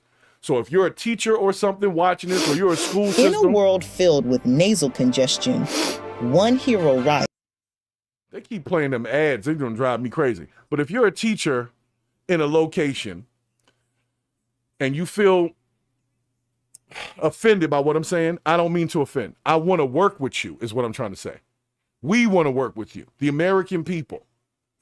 I know that there's been a couple of mothers and fathers that have pissed you off over the years by the way that they've dealt with you when you wanted to deal with discipline issues with their children. I know, and I get it. But what I am going to say is we still got to work together. If you're going to be in that job, you got to be able to work with people like me who want insight, who want real-time information about their kids. If he's in trouble at 2 p.m., by 2:05, we need to be on the phone.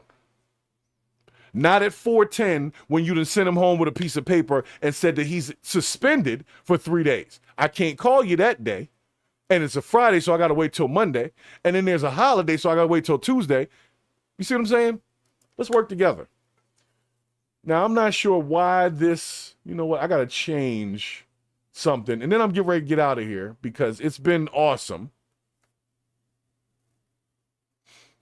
And see, Roddy Parade, I thank you for stopping in the chat over there. As I can see, high school does offer 2-year degrees. That's true. But it's only going to offer that 2-year degree to a kid who is doing like a certain level of work.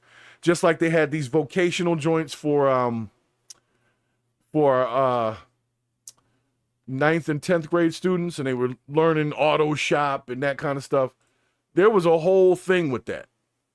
But why can't we focus in on that? We know that we're going to need trade workers. You don't need a degree to be a trade worker.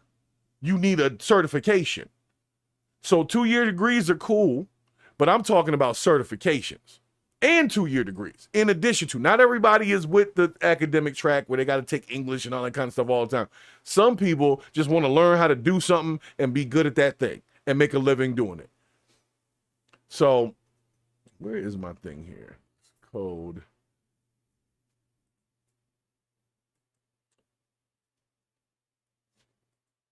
I wonder if I can get this thing to be quiet for a second. Give me 1 second here. Hold on. Let's go with audio. Shut down.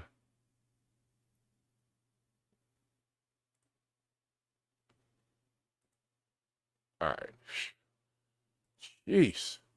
All right. Sorry about that, guys. I had an ad running again. But anyway, so back to what I was saying so I can get out of here because I want to go hang out with my wife. We had a fun time yesterday on Valentine's Day, and we're going to have a fun time the day after Valentine's Day. I'm just telling y'all, fellas, if you can get you one that you really like to hang out with. Get you one that you can hang out with. I'm serious, like that you can actually like hang out with, not one that you dreading. Oh God, we gotta go down here, and I know she's gonna be bugging out because she don't like this kind of. Don't get you one of those. Don't get you one of those. Get you one that you actually like to hang out with, that you would deny the rest of the world just to be with that person for a few minutes. I know that's a rough one, but that even that in and of itself, family is part of the reason why this shit is messed up. We don't have enough solid families. We got people fighting with each other over a kid that's failing instead of working together to make sure the kid is doing well. It's crazy. It's crazy, but it is the system we live in. And the system that we're living in right now is an old, archaic-ass system, and we need to inject some youth into it. Some of that youth is going to be irresponsible. But you're right, Roddy. I get what you're saying. I'm not discounting what you're saying at all. I think that we need to be focused on 2-year degrees, certifications, EMTs, air traffic controllers, biomedical IT technicians. I'm trying to think of all the ones that I've run through that were like 2 years, and you can get some good experience. You get some internships. They got companies that'll work with you while you're learning so that you could come out of the situation with a job. Like, these are things that exist, but that's not what we're pushing. Right now, we just pushing state tests and shit like that. Meanwhile, Donald Trump is running around renaming bodies of water. Elon Musk is getting $400 billion to build armed cyber trucks for the military. And our kids are telling stories about the most romantic thing that's ever been done for them is that somebody robbed somebody for them and gave them $13 and a fake Gucci belt. And this is our star. This is a star saying this. Well, a so-called star, celebrity, let's say that. And I think if we focus more of our time and attention on conflict resolution, understanding the importance of education, and like Mike Gee says in the chat, lifetime jobs and survival skills. And I'm going to close with this because, Mike, that is a great chat right there. Lifetime jobs. For those that don't know me personally, I used to play basketball years ago, and I was very serious about basketball. I practiced every day. I slept with a basketball. I didn't do nothing nasty with it, but it was in the bed, okay? I slept with a basketball. I would dribble the basketball whenever I was walking somewhere. So just if I was walking to the store, I had to take the ball. If I was just whatever, always had a basketball with me. I was very serious about that shit. And I was very good at basketball. And I played basketball in high school.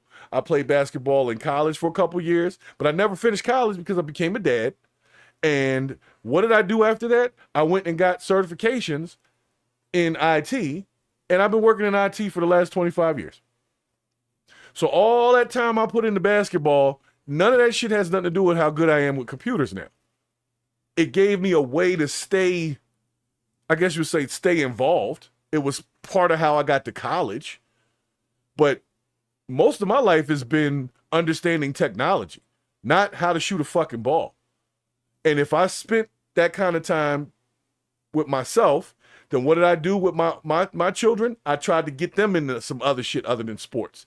And if you look at my kids, anybody that knows them, they're not against sports, but they're way more than athletes. And we're talking early on. They didn't have to wait until life made a change and then they decided to go get a certification. I was already on it when it started. I knew what life had to offer them if I did not do these things.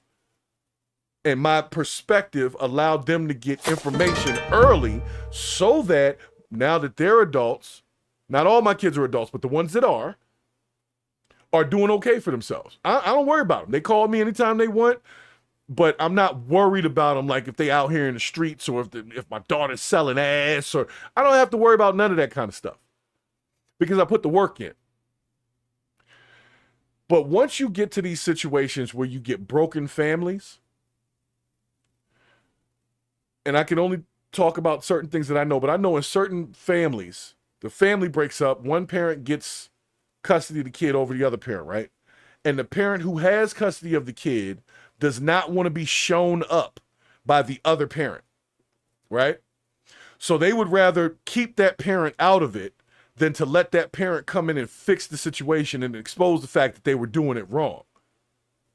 And the literal casualty of that is the child. And I can't tell you how many times I done seen this shit when I used to coach basketball, football, and all that. You got the fathers or mothers, whoever, whichever parent is really trying to get the best for the kid, and then the other parent be mad that that parent's trying to do that because it makes it look like they're not doing the parent thing. Well, I got a piece of information for you, other parent that thinks that.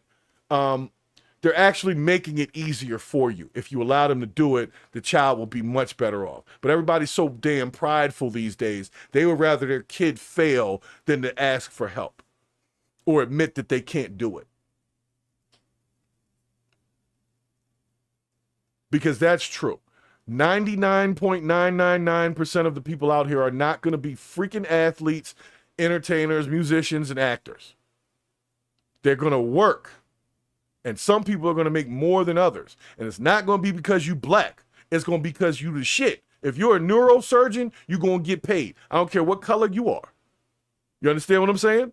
If you make it into surgery and you get through medical school, you're going to get paid. And it does not matter what color you are. So that to me says everybody has an opportunity. That is an equal, like an equality kind of thing. If you can get the shit done in America, ain't nothing stopping you, really.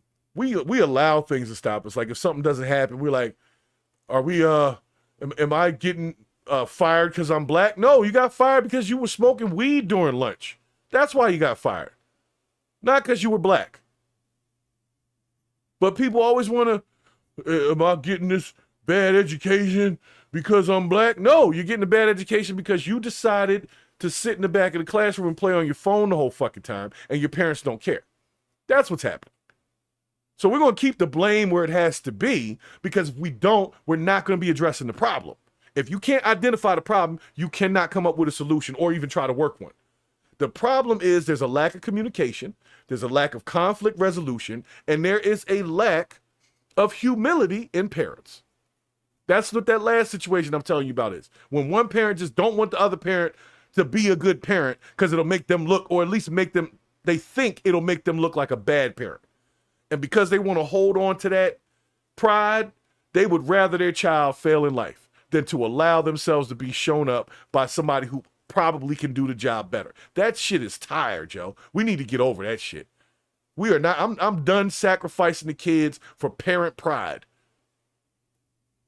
Because you don't want this person that obviously can do a better job than you to do a better job than you with your kid. Or you don't want to work with them so you can both work together to do the better job. You would just rather the kid be ain't shit and you get to be a victim of single parenthood. If his father would have been there, if his mama would have been there, nah, man, you there. So you got to make the best decisions for that child. And if that best decision ain't you, then you need to be an adult about that shit. I'm tired of hearing that shit. I'm telling you right now. I have heard it and seen it too much. And with Trump and all this stuff, you can say what you want about Trump. If the world is really non-discriminatory, merit-based, then we have to be able to compete. And the only way to compete is through education. That's it. LeBron and them will get old and not be able to dunk one day. But if he's smart, he will never not be able to be successful. The smart guy is the one that gets there. And I don't mean smart in terms of book smart, the guy that's paying attention. And I don't mean guy in male and female. I'm talking about persons. The ones that actually are paying attention are the ones that get to be successful. If you're not paying attention, you're not getting a damn participation trophy for life from over here at Purge of the BS. We are not here for that shit. We are here to hold people accountable for their goofiness and make sure that they don't take the goofiness further than this channel. Once you hear, that means you have submitted to yourself that there's some goofy shit going on and I don't want it to continue if I can help. And so that's why we're here and we talk about it. But I'm gonna tell you right now, if we don't get conflict resolution together for youth, I'm not just talking about black. They don't know how to deal with adversity at all. They don't know how to hear the word no.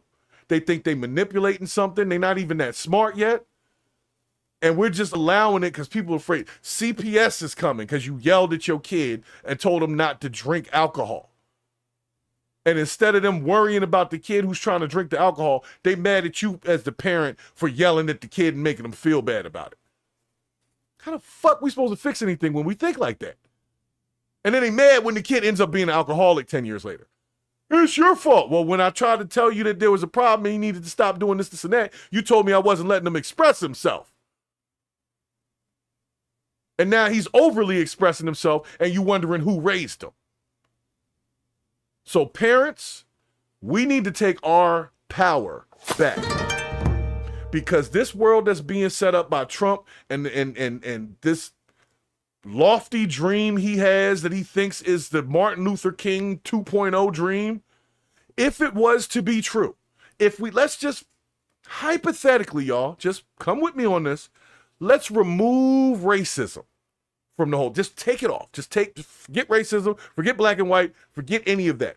And you really have a merit-based, non-discriminatory society. You ask yourself the question, are my kids going to be able to compete? And if the answer is no when you remove racism from your shit, then you got some work to do. Because racism don't power this whole country. It might have started some things, but it does not power this shit. I swear to God it doesn't. And don't let them tell you that. If you go to a place and you have dedicated your time to learning a particular skill and they don't want to hire you because you're black, then you don't want to work there anyway, because if you have a skill, you can market it elsewhere. And that's not to take away from the people who have been discriminated against. I'm just saying we ain't all discriminated against. Some of us just fucking lazy and don't want to compete. Some of us don't want to raise these kids right. We'd rather have them as our friends and be at the damn club with our own kids when they 21 and we 41. You know what I'm saying? Some people got the wrong shit in their head and then they blame everybody but them when their kids be messed up. Why are you like that? Well, his father wasn't around. His mother wasn't around. Well, where the hell were you? You were there, right? Y'all know what I'm saying. Y'all know exactly what I'm saying. And I don't want nobody to think I'm bashing single parents or no shit like that, because that's not the point. I know some single parents who have done wonderful jobs with their kids, but it's because they took the responsibility on and said, yo, if this kid don't make it, it's my fault. Forget what that other person's saying and doing. If this kid is unsuccessful, it's my fault. And they take the ownership, the responsibility, and a lot of times those kids turn out okay. But what is also happening is now we have the schools in the way of the parents that want to be fully involved, in the way of the parents that want to ask questions about why are we teaching this topic when this has nothing to do with what my kid's going to need to know when they get the hell out of school. We don't need them to take a class on gender pronouns in middle school, because they shouldn't even be using all that shit. They don't even know how to write in cursive. They stopped teaching them how to write in cursive and taught them how to use pronouns. And nobody was like, hey, I understand you want the pronoun thing too, but can we keep the cursive in case they need to sign a freaking check one day or sign their signature to something that's an official document, like the title on a house? No, let's just teach them to be tolerant and nice and passive and just getting by and da-da-da-da. Yeah, let's teach them to just be the low-end workers, the ones that take shit for pay and shit for treatment. Let's teach everybody to do that. Let the ones that bubble above. And the rest of them, we need a workforce. And don't let these parents come in here and try to change that. And there are schools that are doing that. And I'm sick of it. I'm sick of it. If I don't do nothing when I'm done with all this podcast and shit, because like I said, this is all part of a much grander thing that has to do with Freeman Services and fair chance hiring and helping people with shit like that. I'm here to talk, but that's really the end goal.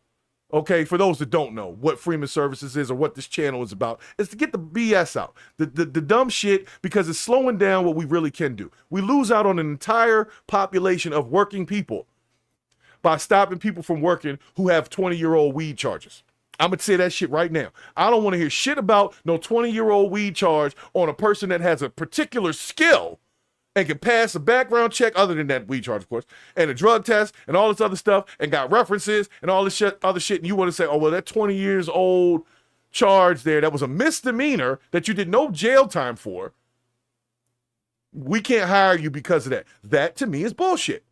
You see what I'm saying? Meanwhile, the president can have 34 felonies and he can get a job and a top secret freaking clearance and have nuclear codes.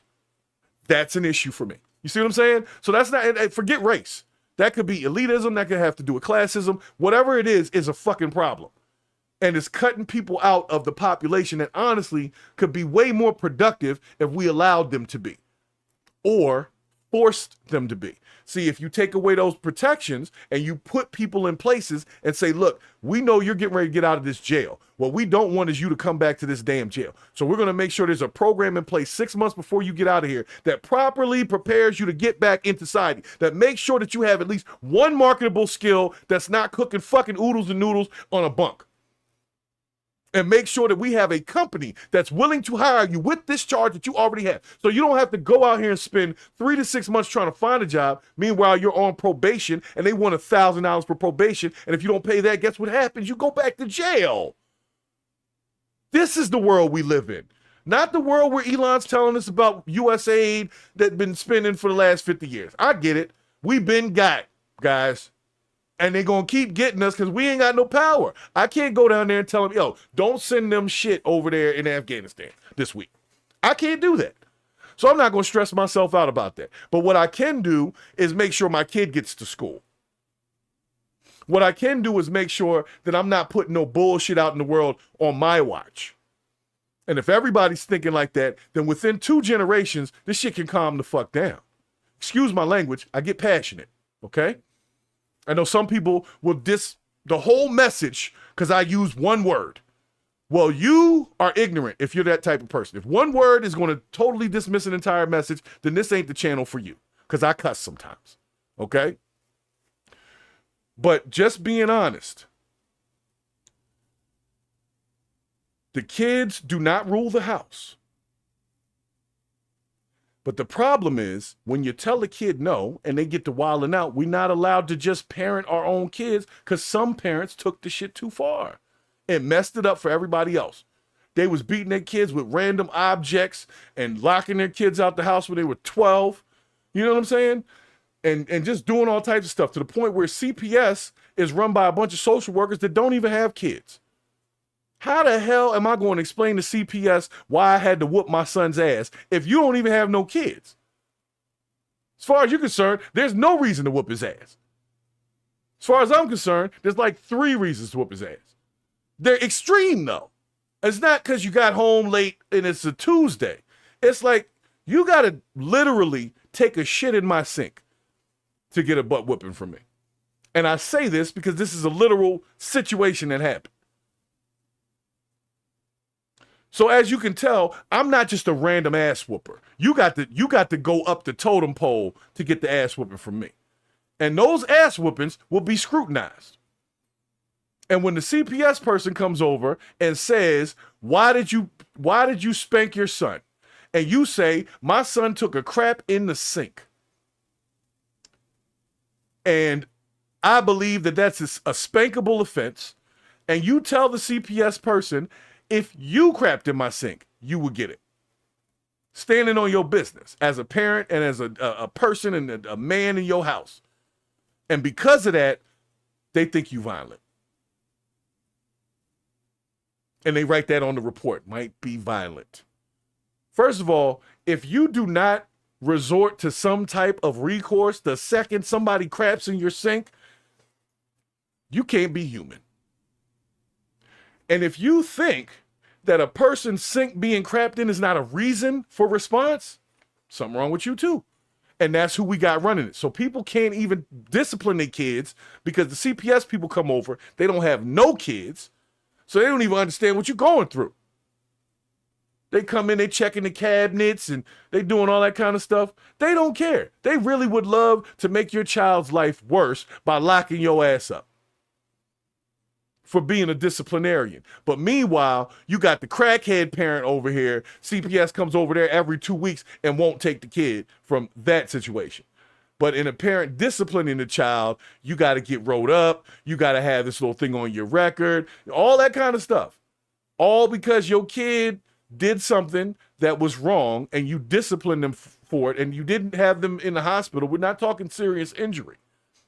We're talking you gave them a spanking. And they might have had a little something on their butt. But they're not going to school with black eyes, broken arms, and broken legs. They were disciplined accordingly by their parent. And that should be every parent's right to do that. I'm not going to say you should be able to kill your kids. You shouldn't be. But if they did some shit and you want to smack them on the butt real quick, or whatever you want to do, whatever discipline. I remember one time they told me I couldn't take my kid's cell phone away because it was a safety issue. You can't take his cell phone away. It's a safety issue. What are you talking about? I pay for the cell phone. Well, what if he needs to contact you? Grab another phone. You at school, go to the office. If you're in public, everybody else has a cell phone. But if I want to keep my kid's cell phone because they did some bad shit, I don't need nobody telling me that me doing that is mental abuse on the kid or somehow it's a safety issue. Like, that's really what they be trying to tell us right now. So I get it, parents. It's hard for y'all. It's hard for all of us. But if we all can agree that we need to make an adjustment, we need to move forward, not backwards. If it is what they say it is, and we're starting with an equal playing field and all that bullshit, we're going to have to prove it wrong before we can complain about it, folks. So we have to make sure that we're competing so that nobody can say, oh, well, he didn't get this job because he just sucks at his resume isn't right. That's how they got affirmative action and shit in the first place, was because people's resumes were right and they weren't getting hired. So if that starts to happen, we got to be able to prove it. And the only way to prove it is to be able to compete. And the only way to be able to compete is to start making sure these kids are going to be ready. If their kid is in high school, middle school right now, it's going to be, and they're going to be grown up. And the world is not going to give a damn about their alcoholic mama or their father that wasn't there or any of that shit that the school claims that they care about. And they feed them full of drugs to try to keep them calm in the back of the room so they don't have to worry about them. They just keep pushing them through. That's where we are.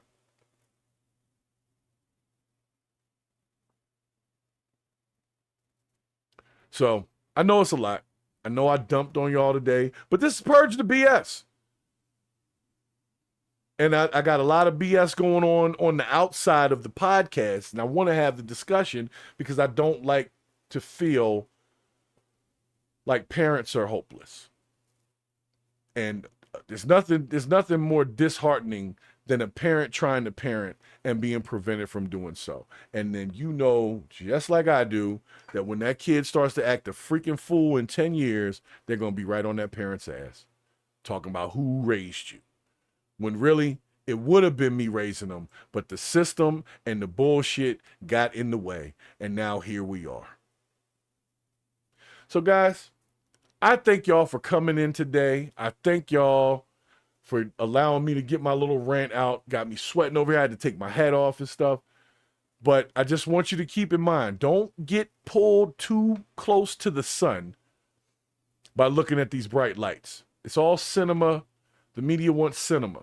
And they're going to drag this whole thing out. There's going to be judges saying that Trump can't do this and then he can do that. But at the end of the day, if ain't nobody going to jail for spending my money, I want my money back. And if my money ain't coming back, you better stop talking about it because I'm going to get frustrated. So just keep that in mind, folks. But to all of my folks in Canada, thank y'all for supporting the show. Everybody on the West Coast is catching the show early. Thank y'all for getting up with me. And everybody on my East Coast, love y'all. You know, that's the side. Hopefully, Trump doesn't rename the Atlantic Ocean to like the Trump-tastic Ocean or something like that. And let's just keep an eye on this next generation. If you're a grandparent, you allowed to discipline the grandchildren too. You can say no. I know it's tough. As a grandparent, you want to spoil the shit out of them. But we know what they about to come up against. We know it. All right? So if we don't allow this thing to be changed by us while we're still young enough to do something about it, then when we get old and our kids ain't doing shit and we all just out here struggling and the super elites just take over everything and the regular people just out here in the dirt, who are we going to have to blame other than ourselves? All right? So I want y'all to keep that with you today. Enjoy the rest of your Saturday. And if you're one of those people that can't enjoy a nice day, then you're an asshole. And I'm sorry that you have to now be subject to nice sunshine. Because where I'm at, it's sunny as hell. I don't know where y'all at, but where I'm at, it's nice. And I want to get out here and take my dogs to the dog park because that's what they deserve, because they're loyal. Gotta love dogs. All my dog lovers, love y'all too. Thank you for all the new subscribers. Thank you to everybody who has really been supporting the show, helping with the monetization. Make sure you check out the merch. Make sure you check out freedomservices.org, see what we're doing over there. And other than that, man, I ain't got much else to say. But I'll be right back tomorrow. And y'all will see us right then, right here on Purge the BS. Peace out.